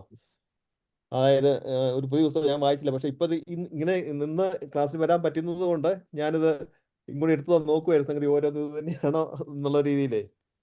അപ്പം അന്നേരമാണ് പറയുന്നത് എ ഗ്രൂപ്പിൻ്റെ ഒരു മീറ്റിംഗ് ആണെന്നുള്ള ഒരു കാര്യം. കാരണം പ്രാവശ്യമായിട്ട് ഞാൻ നല്ല തിരക്കായതുകൊണ്ട് എനിക്ക് അധികം നമ്മുടെ ഗ്രൂപ്പ് ചർച്ചകളിലൊന്നും കൂടാൻ പറ്റിയില്ല. പക്ഷേ ഇത് നല്ലൊരു വിഷയമായിരുന്നു. അതുകൊണ്ട് തന്നെ ഒരു കോൺഫിഡൻസ് ആയിട്ട് തന്നെ ഞാൻ കൂടുന്നത് കേട്ടോ. അതായത് ഇന്ന് എനിക്ക് ഇവിടെ വരാൻ പറ്റുന്നതും ഇതൊന്ന് കേൾക്കാൻ പറ്റുന്നതും കൂടി ഒരു റിഫ്രഷ് ചെയ്ത ഒരു എക്സ്പീരിയൻസ് ആയിരുന്നു. സാറിന് ഒത്തിരി നന്ദി. Thank you very much. Okay, Vincent sir. സാറേ, വളരെ നന്ദി. ഞാൻ ആദ്യമായിട്ടാണ് ഇങ്ങനെ ഒരു ഗ്രൂപ്പിനെ കുറിച്ച് കേൾക്കുന്നത്. ആൽക്കഹോളിക് അനോണിമസ് എന്ന ഗ്രൂപ്പ് അതൊക്കെ കേൾക്കണം. പിന്നെ ഇപ്പോൾ അനിൽകുമാർ സാർ ചോദിച്ച പോലെ ഈ ഡി അഡിക്ഷൻ സെന്ററുമായിട്ട് ഇതിന് ബന്ധമുണ്ടെന്ന് സാറ് പറഞ്ഞു. പക്ഷെ ഡി അഡിക്ഷൻ സെന്ററിൽ ഒരു കാര്യം ഞാൻ നോട്ട് ചെയ്യുന്നത് സാറ്, കാരണം എൻ്റെ ഒരു കസിൻ സിസ്റ്ററുടെ ഹസ്ബൻഡ് 2-3 പ്രാവശ്യം ഡി അഡിക്ഷൻ സെന്ററിൽ കൊണ്ടുപോയിട്ട് അഡ്മിറ്റ് ചെയ്തിട്ടുണ്ട്. പോകുമ്പോൾ ചിരിച്ചുകൊണ്ടാണ് പോകണം. അളിയോ ഇവർക്കൊക്കെ കൊണ്ട് എന്നെ ആക്കണം എന്നുണ്ടെങ്കിൽ ആക്കട്ടെ. അപ്പൊ എന്നോട് ദിവസമായിട്ട് പറയാൻ അത് കഴിഞ്ഞ് വന്നാൽ ഞാൻ വീണ്ടും തുടങ്ങും. As simple as that. അവിടെ പോകണം, കുറച്ച് ദിവസം അവിടെ നിൽക്കണം. അവിടെ ഈ അഡിക്ഷൻ സെന്ററിൽ നിൽക്കുമ്പോൾ പോലും പുറത്തു പോയിട്ട് മദ്യപിക്കാനുള്ള സൗകര്യം അവിടെ കിട്ടും. അതാണ് അവൻ പറയണത്. എനിക്ക് അറിഞ്ഞുകൂടാ. That's what he said. പിന്നെ എൻ്റെ ഒരു ഫ്രണ്ടിന്റെ മോൻ ഈ ഡി അഡിക്ഷൻ സെന്ററിലും ഈ ഡ്രഗ് അഡിക്ഷൻ സെന്ററിലൊക്കെ അവിടെയൊക്കെ ഒരു സ്റ്റഡി നടത്താൻ പോയി. അപ്പൊ അവന്റെ ഒരു ഒബ്സർവേഷൻ അവൻ പറയുന്നത്, ഇപ്പൊ ചെറിയ ഒരു കഞ്ചാവോ മറ്റോ വലിച്ച് അതിൽ അഡിക്റ്റഡ് ആയിട്ടുള്ള ഒരാളാണ് ഈ ലഹരി വിമുക്ത കേന്ദ്രത്തിലേക്ക് പോവുകയാണെങ്കിൽ അവൻ അവിടെ ചെല്ലുമ്പോൾ കൂടുതൽ ലഹരി പദാർത്ഥങ്ങളെ കുറിച്ചുള്ള അറിവ് കിട്ടണം. ഇത് കഞ്ചാവ് മാത്രമല്ല, വേറെയും കുറെ കാര്യങ്ങളുണ്ട്. അവിടത്തെ ഇൻമേറ്റ്സിന്റെ കയ്യിൽ നിന്ന് കിട്ടുന്ന വിവരങ്ങൾ അത് എവിടെ കിട്ടും? നമ്മൾ പറയാറില്ലേ, ഈ ചെറിയ കുട്ടികൾ എന്താ പറഞ്ഞ ജോലി ഹോമിലൊക്കെ ആക്കുമ്പോൾ അവർ പുറത്തു വരുന്ന സമയത്ത് വലിയ ക്രിമിനൽസ് ആയിട്ടൊക്കെ വരുന്നു. കാരണം ആ ജയിലിലത്തെ ചുറ്റുപാട് അവർ നന്നാക്കുകയല്ലേ ചെയ്യണത്, അവർ ചീത്തയൊക്കെ ചെയ്യണം. ആ റിഫോർമേഷൻ നമ്മുടെ process is not that much effective. അപ്പൊ അതുപോലെ തന്നെയാണ് ഈ പറഞ്ഞ ഡി അഡിക്ഷൻ സെന്ററിലും ഇതുപോലത്തെ കാര്യങ്ങൾ നടക്കുന്നത്. അപ്പൊ നമ്മുടെ ഈ പറഞ്ഞ ഈ ആൽക്കഹോളിക് അനോണിമസ് എന്നുള്ള ഗ്രൂപ്പ് എത്രമാത്രം ഇത് മോണിറ്റർ ചെയ്യേണ്ടതെന്ന് നമുക്ക് കൂടെ അറിഞ്ഞാൽ കൊള്ളാം സാർ. കാരണം അത് വളരെ ക്ലോസ്ലി മോണിറ്റർ ചെയ്യേണ്ട ഒരു കാര്യമാണ്. അച്ഛൻ പറഞ്ഞതുപോലെ ഇവര് പറയും അവരുടെ കാര്യങ്ങളൊന്നും പറയില്ല. ഞാൻ ഇത്രയും നാളായി ഞാനിപ്പോ മദ്യപിച്ചിട്ടില്ല, ഉള്ളില് ചിരിക്കുകയാണ്. 10 ദിവസം കഴിഞ്ഞ് ഞാൻ പുറത്തു പോകും, ഞാൻ മദ്യപിക്കും. ചിലപ്പോ അതിന്റെ ഉള്ളിൽ തന്നെ മദ്യപിക്കുന്നുണ്ടാവും. ഈ ഏതൊരു സിനിമയില് കണ്ടിട്ടുണ്ട് ഇതുപോലെ അച്ഛൻ്റെ അടുത്ത് പോണത്, ആരുടെയും എനിക്ക് ഓർമ്മയില്ല. അവര് ഈ വാട്ടർ മെലന്റെ ഉള്ളില് മദ്യം ഒഴിച്ചിട്ട് അത് മുറിച്ച് കഴിക്കണൊക്കെ ഒരു സിനിമയാണ്. അപ്പൊ അതുപോലെ കഴിക്കേണ്ട ആൾക്കാരെ കഴിക്കുന്നുണ്ട്, ചീത്തയാവുന്ന ആൾക്കാർ ചീത്തയാവുന്നുണ്ട്. നമ്മൾ പറഞ്ഞ പോലെ കൗൺസിലിങ്ങിൽ കൂടെ മാത്രമേ കുറച്ചൊക്കെ നന്നാക്കാനായിട്ട് പറ്റുള്ളൂ. പക്ഷെ അത് ഏത് രീതിയിലാണ് കൗൺസിലിംഗ് വേണ്ടത്? ഇപ്പൊ ഞാൻ എൻ്റെ ആ കസിൻ സിസ്റ്ററുടെ ഹസ്ബൻഡിന്റെ കാര്യം ഞാൻ പറയുന്നത്, ഒരിക്കലും ചെയ്ത് നന്നായിട്ടില്ല. എനിക്ക് തോന്നുന്നത് he was A very good orator. ഒരു പൊളിറ്റിക്കൽ പാർട്ടിയായിട്ടുള്ള ഒരു ബന്ധം ഉണ്ടായിരുന്നു. നല്ലൊരു സ്പീച്ച് ചെയ്യാനുള്ള കഴിവുള്ള ഒരു മനുഷ്യൻ. ഏത് സ്ഥലത്ത് പോയാലും അതുപോലത്തെ പേഴ്സണാലിറ്റിയാണ്. ബട്ട് അവസാനം ജോർജ് സാറ് പറഞ്ഞ പോലെ ഇവിടെയൊക്കെ പാട് വന്ന് മുഖത്തിന്റെ ആ ചൈതന്യവും ഇതൊക്കെ മാറി ആള് മാറിപ്പോയി. എത്ര പറഞ്ഞാലും കേൾക്കില്ല. Is living on his own. അത് എത്ര ഈ പറഞ്ഞ ഡി അഡിക്ഷൻ സെന്ററിൽ കാര്യമില്ല. അപ്പൊ ഞാൻ പറഞ്ഞത് ഡി അഡിക്ഷൻ സെന്ററും ഈ പറഞ്ഞ ഗ്രൂപ്പ്സും കുറച്ചുകൂടെ എഫക്റ്റീവ് ആയിട്ട് ഫോർ ദ നെയിം സേക്ക് ആയിരിക്കരുത്, ആത്മാർത്ഥമായിട്ട് അവർ മാറ്റാനും മാറിയിട്ടുണ്ടെന്നുള്ള ഫീഡ്ബാക്ക് എടുക്കാനും അവരെ ഫോളോ അപ്പ് ചെയ്യാനും കൂടെ ശ്രമിക്കണം എന്നാണ്. താങ്ക് യു സാറേ. അതെന്താണെന്നറിയോ സാറേ, നമ്മൾ ഉദ്ദേശിക്കുന്ന പോലെ ഇത് നല്ല ഒരു ഗ്രൂപ്പാണ്. പക്ഷേ ഈ ഗ്രൂപ്പിലേക്ക് കടന്നു വരുന്നവർക്ക് മദ്യപിക്കാനുള്ള സാധ്യതകളോ ചുറ്റുപാടുകളിൽ നിന്ന് വരുന്ന പ്രഷറുകളോ കുറച്ച് അവർക്ക് ഒരു സെൽഫ് പ്രൊട്ടക്ഷൻ കൊടുക്കുന്ന ഒരു ഗ്രൂപ്പാണിത്. എന്ന് വിചാരിച്ച് ഇപ്പൊ എല്ലാവരും ആ ഗ്രൂപ്പിൽ നിൽക്കുന്നവര് ഇങ്ങനെ ആകണമെന്നില്ല. കുറച്ച് കഴിയുമ്പോൾ പുറത്ത് പോയി നിന്നിരിക്കാം. അപ്പൊ ഈ ഗ്രൂപ്പിലേക്ക് വരുമ്പോൾ ഇൻട്രൊഡ്യൂസ് ചെയ്യുമ്പോൾ അവർ പറയുന്നത്, അച്ഛൻ പറഞ്ഞ പോലെ ഞാൻ സാബു 1210 ദിവസമായി എന്ന് വെച്ചാൽ അത്രയും ദിവസം ഞാനത് നാളെ ഉപയോഗിക്കാൻ പാടില്ല എന്നൊന്നും അർത്ഥമൊന്നുമില്ല. അത് അങ്ങനെ ഒരു സെൽഫായിട്ടുള്ള ഒരു അഫർമേഷൻ കൊണ്ട് മുന്നോട്ട് പോകാൻ പറ്റുന്ന ഒരു ഗ്രൂപ്പാണ് പക്ഷെ അതിൻ്റെ അകത്ത് ആളെ സ്കിപ്പ് ചെയ്ത് പോകും. വീണ്ടും ഈ പറഞ്ഞ മദ്യം കഴിച്ച് കഴിഞ്ഞാൽ ഓട്ടോമാറ്റിക്കായിട്ട് ആ ഗ്രൂപ്പിൽ നിന്ന് അവർ പുറത്തിയാടി പോകില്ല. കാരണം പിന്നെ അവർക്കൊന്നും പറയാൻ പറ്റത്തില്ല. ഞാൻ സാബു ഒരു ദിവസം 2 ദിവസം ഒന്നും പറയുന്നത് ശരിയല്ലല്ലോ. അതൊരു സെൽഫ് എസ്റ്റീമിന്റെ പാർട്ടാണ്. അപ്പൊ ആ രീതിയിൽ വളരെ പോസിറ്റീവായിട്ട് അത് എല്ലാവർക്കും ആപ്ലിക്കബിൾ ആകത്തില്ല. ചിലവർ അതിൻ്റെ അകത്തേക്ക് വരത്തില്ല. ഇപ്പൊ സാറ് പറഞ്ഞ പോലെ ഇത് കഴിക്കണമെന്ന് ആഗ്രഹമുള്ളവർ അതിൻ്റെ അകത്തേക്ക് വരത്തില്ല. അല്ലാതെ മുന്നോട്ട് രക്ഷപ്പെട്ടു പോകണമെന്ന ആഗ്രഹമുള്ളവർക്ക് കൃത്യമായിട്ടത് ഉപയോഗിച്ച് മുന്നോട്ട് പോകണം. അതാണ് ഇതിൻ്റെ അകത്ത്. കോട്ടയത്ത് അങ്ങനെ ഗ്രൂപ്പുണ്ട്. നമ്മൾ അതിനായിട്ടുള്ള ഒരു സാഹചര്യം എൻവയറമെന്റ് ചെയ്തു കൊടുക്കണമെന്നുണ്ട്. എനിക്ക് ആഗ്രഹമുണ്ട്. പക്ഷെ ഞാൻ ബലഹീനനാണ്. കാരണം ബൈബിളിൽ പറഞ്ഞ പോലെ പാപിയും ബലഹീനമായ ഒരു മനുഷ്യനാണ്. അപ്പൊ എനിക്ക് അതിനുള്ള ഒരു സാഹചര്യം ഒരുക്കി തരണമെന്നില്ല. പക്ഷെ എനിക്ക് തോന്നുന്ന രണ്ട് കാര്യമാണ്. പിന്നെ നമ്മൾ പറയുന്നതെല്ലാം തിരിച്ചു കേൾക്കാമല്ലോ. ആ എക്കോ വരുന്നു. എക്കോ വരുന്നുണ്ടല്ലോ. രണ്ട് സിസ്റ്റം എല്ലാവരും ഓൺ ചെയ്തിട്ടുണ്ട്. എന്തായാലും ഞാൻ പറഞ്ഞ ഇതാണ്, അതായത് ഈ ഡി അഡിക്ഷൻ സെന്ററും ഈ AI ഗ്രൂപ്പും തമ്മിൽ എൻ്റയർലി ഡിഫറെൻറ്റ് സ്ഥാനമാണത്. ഇതിനകത്ത് ചില ആൾക്കാർ അഡിക്ഷൻ സെന്ററിനെ കുറിച്ച് കൂടുതൽ അറിയാവുന്നവരും കാണുമായിരിക്കും. പക്ഷേ ഈ ഗ്രൂപ്പിൽ വരുന്നവർ ശരിക്കും സ്വന്തമായിട്ട് മനസ്സ് അറിഞ്ഞ് ഇങ്ങനെ ഒരു ഗ്രൂപ്പുണ്ട്, ഇത് മാറ്റാനായിട്ടാണ് ഞാൻ ശ്രമിക്കുന്നത്. അപ്പോൾ ചില ദിവസം നമുക്കത് പറ്റുമല്ലായിരിക്കും, അങ്ങനെ സാധിക്കുമല്ലായിരിക്കും. എങ്കിലും ശരി, ഞാൻ അന്നത്തെ മറ്റുള്ളവർ പറയുന്നത് കേട്ടിട്ടാണ് നമ്മളത് മനസ്സിലാക്കുന്നതും ചെയ്യുന്നതും. പിന്നെ ഒത്തിരി അഫർമേഷൻ ഇവർക്ക് ഉണ്ട്. പ്രത്യേകിച്ചും ഈ ഒരു ലൈഫിലല്ല, ഒരു ഡ്രഗ് അഡിക്റ്റിൻ്റെ അല്ല, ഒരു സെക്ഷുവാലിറ്റിയുടെ ഒരു വിഭാഗത്തിൻ്റെ അകത്ത് ഒരു ചേട്ടൻ പറഞ്ഞതാണ്, ഇന്ന് ഞാൻ ജീവിക്കുന്നു, ഞാൻ ഇത്രയും നാളിന് അടിമയായിരുന്നു, പക്ഷേ ഞാൻ എന്നും ദൈവത്തിന് നന്ദി പറയുന്നത് എനിക്ക് ഈ ഒരു നിമിഷം എനിക്ക് അങ്ങനെ ഒരു തോന്നൽ ഉണ്ടായിട്ടില്ലല്ലോ. ആ ഒരു നിമിഷത്തിന് വേണ്ടിയാണ് പുള്ളി ജീവിക്കുന്നത്, അല്ലാതെ നാളത്തേനും കൂടി അല്ലേ ആലോചിക്കുന്നത് എന്ന് പറഞ്ഞതുപോലെ തന്നെയാണ് ഇതിൻ്റെ കാര്യവും. ഞാൻ ഇന്ന് ഹാപ്പിയാണ്, ഇന്ന് ഞാൻ അല്ലാതെ മറ്റുള്ളവർ പറഞ്ഞു എന്നിട്ട് ഒരു ഫോഴ്സ് ചെയ്തിട്ട് നമുക്ക് ചെയ്യുന്ന ഒരു ഗ്രൂപ്പ് അല്ലിത്. അതാണ് നമ്മൾ വളരെ അനോണിമസ് ആയിട്ട് തന്നെ ഇരിക്കണമെന്ന് പറയുന്നത്. അതുകൊണ്ടാണ് പലരും ആ ഗ്രൂപ്പിൽ പോകാതിരിക്കുന്നതിൻ്റെ കാരണം ഇത് തന്നെയാണ്. കാരണം വേറെ വല്ലവരും കാണുമോ, അവർ കണ്ടേ തന്നെ നമ്മൾ കണ്ടു മിണ്ടി എന്നല്ലാതെ വേറെ നമ്മൾ അവിടെ പോയ കാര്യമോ ഒന്നും പറയാറുമില്ല. അപ്പോൾ ഇത് ഇങ്ങനെ ഓൾറെഡി മദ്യപാനം ഉപേക്ഷിച്ച ആളുകളിലാണ് അത് മിക്കവാറും നേതൃത്വം കൊടുക്കുന്നത്, നല്ല പവർഫുൾ ആയിട്ട് അങ്ങനെ ചെയ്യുന്ന വ്യക്തികൾ. അപ്പോൾ അവർക്ക് അതിൻ്റെ എല്ലാ വഴികളും അറിയാം. ഇനി അഥവാ ഒരാൾ ഇങ്ങനെ റിലാപ്സിലേക്ക് പോയി കഴിഞ്ഞാൽ പോലും അയാളെ തിരിച്ചു കൊണ്ടുവരാനുള്ള സ്റ്റെപ്പുകളും അതിന് വേണ്ടിയിട്ടുള്ള ഈ പറഞ്ഞ ഈ AI ഗ്രൂപ്പിന് തന്നെ കുറേ അഡീഷണൽ നല്ല ഒരു സ്ട്രക്ചേർഡ് ആയിട്ടുള്ള ഒരു ഗ്രൂപ്പാണ്. അപ്പോൾ ഇങ്ങനെ ഒരു ഗ്രൂപ്പ് ഉണ്ട് എന്നറിയുക, AI എന്ന് അടിച്ചാൽ മതി, നെറ്റിൽ വളരെ കൃത്യമായിട്ട് അതിൻ്റെ ഡീറ്റെയിൽസ് ഉണ്ട്. മിക്കവാറും എല്ലാ ഡിസ്ട്രിക്റ്റുകളിലും ഇതിൻ്റെ ഗ്രൂപ്പുകളുണ്ട്, അത് സജീവമാണ്. കോട്ടയത്തൊക്കെ സജീവമായിട്ട് വർക്ക് ചെയ്യുന്നതാണ്. ഞങ്ങളുടെ ഇടവകയിലും ഉണ്ട് കേട്ടോ ഗ്രൂപ്പുണ്ട്, പക്ഷെ ഞാനിതൊരു പോയില്ല. ഞാൻ കൂടുതൽ അന്വേഷിക്കാനായിട്ട് ശ്രമിക്കുക എന്തൊക്കെയാണ് അവിടെ നടക്കുന്നത് എന്നുള്ള കാര്യം. യെസ്. ഓക്കെ, വേറെ ആർക്കെങ്കിലും എന്തെങ്കിലും ഷെയർ ചെയ്യാനുണ്ടോ? ജോഷി സാറിന് എന്തെങ്കിലും ഉണ്ടോ? ഒമന മാം, നാഷ്. പിന്നെ എനിക്ക് ചെറിയ ജലദോഷത്തിൻ്റെതായതുകൊണ്ട് ഞാൻ പൂർണ്ണമായിട്ട് ക്ലാസ്സിൽ അറ്റൻഡ് ചെയ്തില്ല. എങ്കിലും വിഷയത്തെ കാര്യമായി തന്നെ പിടികിട്ടിയിട്ടുണ്ട്.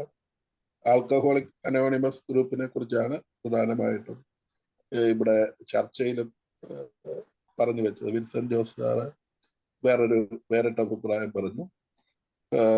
പിന്നെ കോട്ടയം പ്രദേശത്ത് ട്രാഡ വളരെ പ്രധാനമായിട്ട് ഈ രംഗത്ത് പ്രവർത്തിക്കുന്ന ജോവാൻ ചുങ്കപ്പുര സിസ്റ്ററിന്റെ നേതൃത്വത്തിൽ എത്രയോ വർഷങ്ങളായിട്ട് പ്രവർത്തിക്കുന്നു.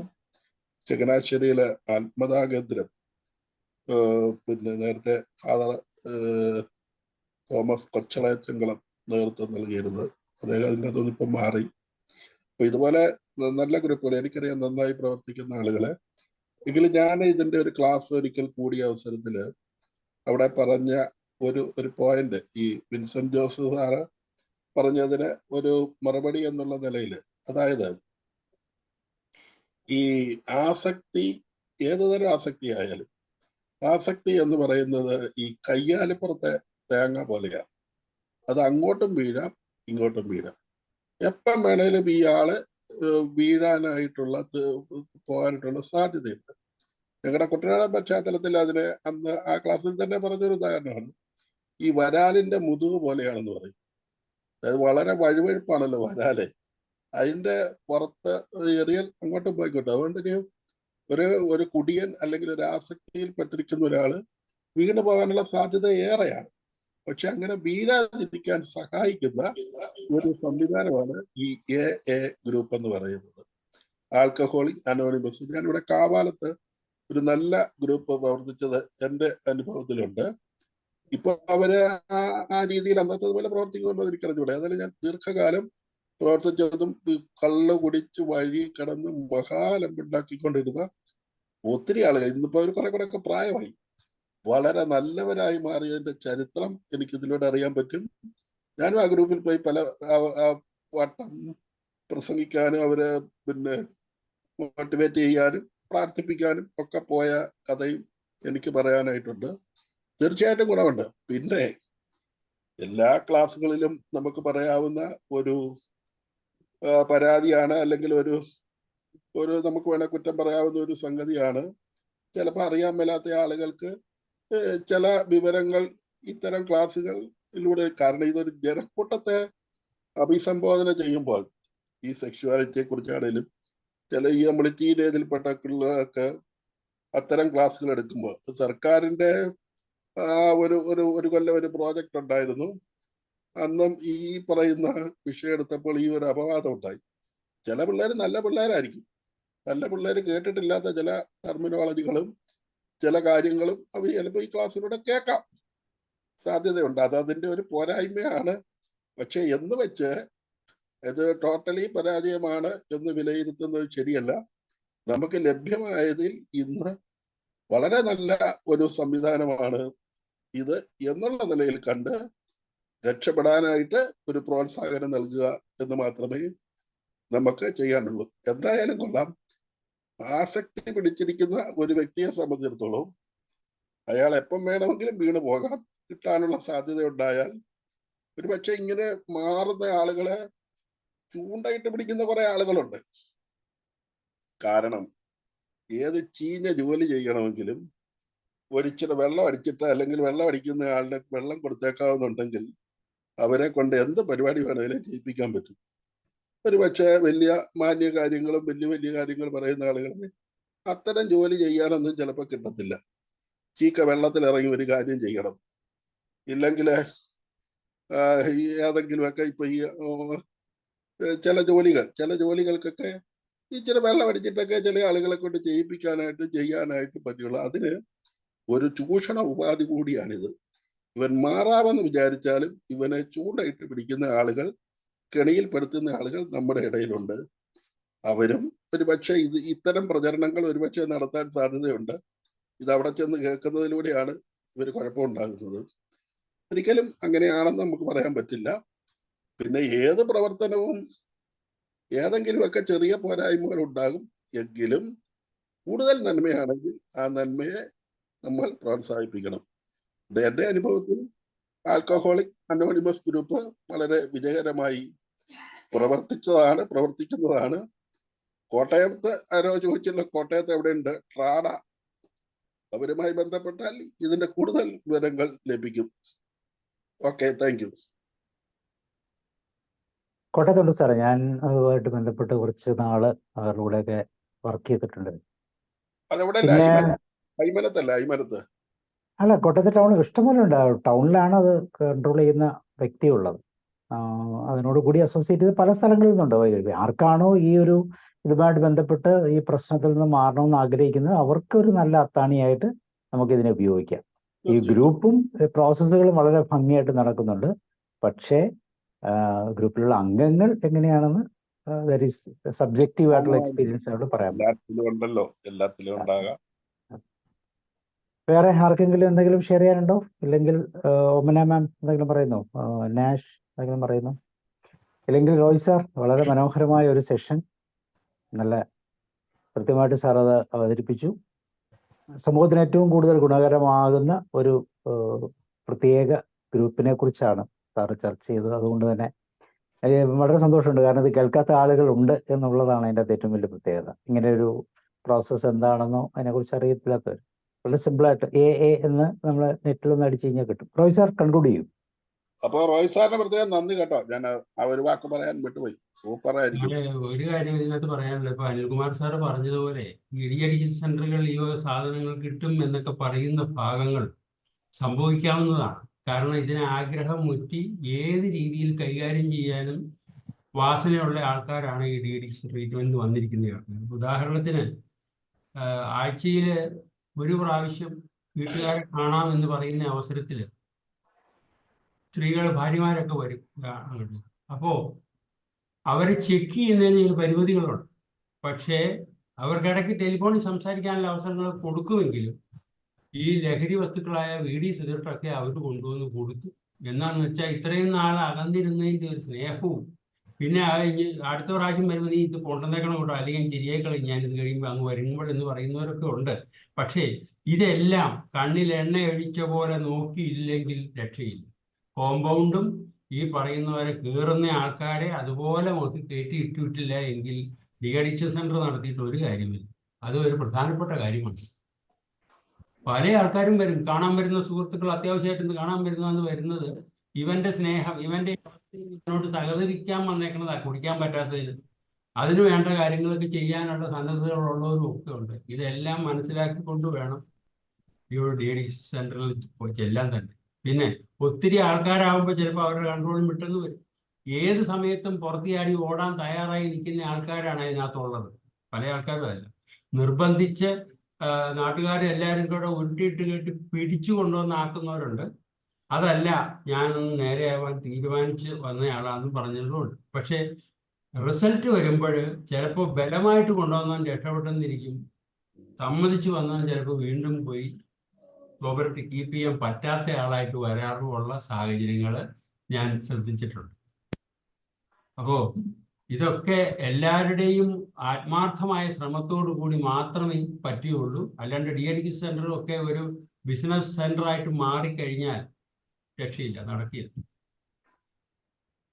നല്ലൊരു ഡി അഡിക്ഷൻ സെന്ററിന് എതിരായിരിക്കും ഡി അഡിക്ഷൻ ട്രീറ്റ്മെന്റിന് വരുന്നവർ. അവരുടെ ആഗ്രഹങ്ങൾ നടക്കുന്നില്ല, പ്രധാനപ്പെട്ട കാര്യമാണ്. അപ്പോൾ വീട്ടുകാരും എല്ലാം അത് ശ്രദ്ധിക്കേണ്ടതുണ്ട്. ഒന്നത്. രണ്ട്, ഈ പറയുന്ന ഒരു രോഗമാണ് എന്ന് വേൾഡ് ഹെൽത്ത് ഓർഗനൈസേഷൻ പറഞ്ഞ കാര്യമുണ്ട്. ഇത് രോഗമാണ്. അപ്പൊ രോഗത്തെ ചികിത്സിച്ച് ഭേദമാക്കാം.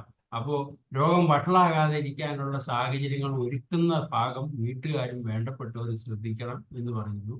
അപ്പൊ മറ്റേ രോഗങ്ങൾ പോലെയല്ല ഈ രോഗത്തിന് വീണ്ടും ഒരിക്കൽ അഡിക്ഷന് വിധേയനായവന് സൗകര്യം കിട്ടിയാൽ അടിക്കണമെന്ന് തോന്നാനുള്ള ആ പറയുന്ന വികാരങ്ങൾ വരുന്ന ഇത് ഒഴിവാക്കുക എന്ന് പറയുന്ന ഗൈഡ് ലൈൻസ് വീട്ടുകാർ ശ്രദ്ധിച്ചേ പറ്റുകയുള്ളൂ. ഒരിക്കലും പഴയ കാര്യം പറഞ്ഞ് കുറ്റപ്പെടുത്തിയാൽ ഇപ്പൊ ഞാൻ കാണിച്ചു തരാം എന്ന് പറയുന്ന ഭാഗം അതിനകത്ത് വരും. ഇപ്പൊ ഞാൻ ഉദാഹരണത്തിന് ഇവരെ ബോധവൽക്കരിക്കുന്ന കൂട്ടത്തിൽ പറയുന്ന കൂട്ടത്തിൽ ഒരു കക്ഷി 7 ലക്ഷം രൂപ ലോൺ എടുത്ത് ഒരു വീട് പണിതു. ഇത് കഴിഞ്ഞും കഴിച്ചുകൊണ്ടിരിക്കുക. അപ്പോൾ ഒരു ദിവസം എത്ര മദ്യം കഴിക്കും എന്ന് ചോദിച്ചപ്പോൾ ഇത്ര കഴിച്ചു. അപ്പൊ എന്നാ ബ്രാൻഡാണ് കഴിക്കുന്ന ഈ ബാഗ്, ഒരു ബെഗിന് എന്നാ വിലയുണ്ട്, ഓക്കെ, അപ്പൊ എത്ര രൂപയ്ക്ക് കഴിക്കുന്നു. അപ്പോ അദ്ദേഹം നോക്കിയപ്പോൾ ഈ പറയുന്ന കാലഘട്ടങ്ങൾക്ക് ഈ ലോൺ എടുക്കേണ്ട ആവശ്യമില്ലായിരുന്നു ഈ മദ്യം കഴിക്കാതിരുന്നാൽ. അത് കൂട്ടി നോക്കുമ്പോഴേ. അപ്പൊ അങ്ങനെയുള്ള ചില ഗൈഡ് ലൈൻസും ഒക്കെ വരുമ്പോഴത്തേക്ക് അവരിൽ കുറെ ഇത് വരുന്നുണ്ട്. പിന്നെ വികാരപരമായി ചില വിഷമങ്ങൾ വരുന്ന കാലഘട്ടം അവസരങ്ങളുണ്ട്. എനിക്കറിയാവുന്ന ഒരു കേസ് കേട്ടാണ്, ഈ സ്വന്തം മകളുടെ ഡാൻസ് ഒക്കെ പഠിക്കുന്നുണ്ട്. അതൊക്കെ വീട്ടുകാരുടെ കാര്യം, ഇതിങ്ങനെ കറങ്ങിയൊക്കെ നടക്കുക. അപ്പൊ അത് കഴിഞ്ഞ് ഒരു അവസരത്തിൽ ഇത് അരങ്ങേറിയപ്പോൾ ഇയാൾ അടിച്ച് പൂസായി എൻ്റെ മകളെ അവിടെ കഴിക്കാന്ന് പറഞ്ഞു. അത് കഴിഞ്ഞ് പിറ്റേ ദിവസം എല്ലാവരും അനുമോദിച്ച് ഫോൺ വിളിച്ചു, അയ്യോ വളരെ നന്നായിരുന്നു, വന്നായിരുന്നു, എങ്ങനെ സമ്മതിച്ചിരിക്കുന്നു കേട്ടോ ഈ സാഹചര്യത്തിൽ എന്ന് പറഞ്ഞപ്പോൾ ഇദ്ദേഹത്തിന് അത് എൻജോയ് ചെയ്യാൻ പറ്റി. മകളുടെ ആ ഡാൻസ് പെർഫോമൻസ് വേണ്ട രീതിയിൽ എൻജോയ് ചെയ്യാൻ അന്ന് വെള്ളം കുടിച്ചിരുന്നത് കൊണ്ട് പറ്റിയില്ല. അതിൽ പ്രയാസം തോന്നി. ഇനി മേലിൽ ഞാൻ കഴിക്കുകയില്ല എന്ന് തീരുമാനമെടുത്ത് മദ്യം കഴിക്കാതിരുന്ന അവസരങ്ങളുണ്ട്.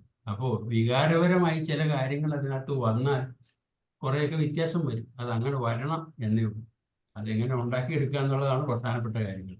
ഏതായാലും ഞാൻ ഷെയർ ചെയ്ത അനുഭവങ്ങൾ ഈ ഡി അഡിക്ഷൻ ട്രീറ്റ്മെന്റുമായി ബന്ധപ്പെട്ട ആൾക്കാരും മറ്റുമൊക്കെ ആയിട്ട് ബന്ധപ്പെട്ടുള്ളതാണ്. അപ്പോൾ ഒരു സാറ് പറഞ്ഞ പോലെ ഒരു ബുക്ക് ഉണ്ടെന്ന് അച്ഛൻ പറഞ്ഞല്ലോ, അതുപോലെ ഒക്കെ കുറേ കൂടെ ഇതനുസരിച്ച് പവർ പോയിന്റ് പ്രസന്റേഷനിലൂടെ ഒക്കെ പ്രസന്റ് ചെയ്യാൻ കഴിയുമായിരുന്നു എന്ന് എനിക്ക് തോന്നുന്നു. Okay, thank you. ഇനി ഓക്കെ, നല്ല റിപ്പോർട്ട് തന്നെ എല്ലാവരെയും ഒരിക്കൽ കൂടി അനുമോദിച്ചുകൊണ്ട്. Okay sir, thank you very much. അപ്പോൾ നമുക്ക് നാളെ ദിവസം നമ്മൾ ബിസിനസ്സുമായിട്ട് ബന്ധപ്പെട്ടുള്ള ക്ലാസ്സാണ്. സെയിൽസ്, എങ്ങനെ സെയിൽസ് പ്രൊമോട്ട് ചെയ്യാം എങ്ങനെ എന്നുള്ള ഒരു ക്ലാസ്സാണ്. സുദീപ് ചെറിയാൻ സാറാണ് എടുക്കുന്നത്. Okay, thank you once again. എല്ലാവർക്കും നന്ദി. റോയ് സാറിന് പ്രത്യേകം ഒരിക്കൽ കൂടി നന്ദി അറിയിക്കുന്നു. And good night. Good night. Good night.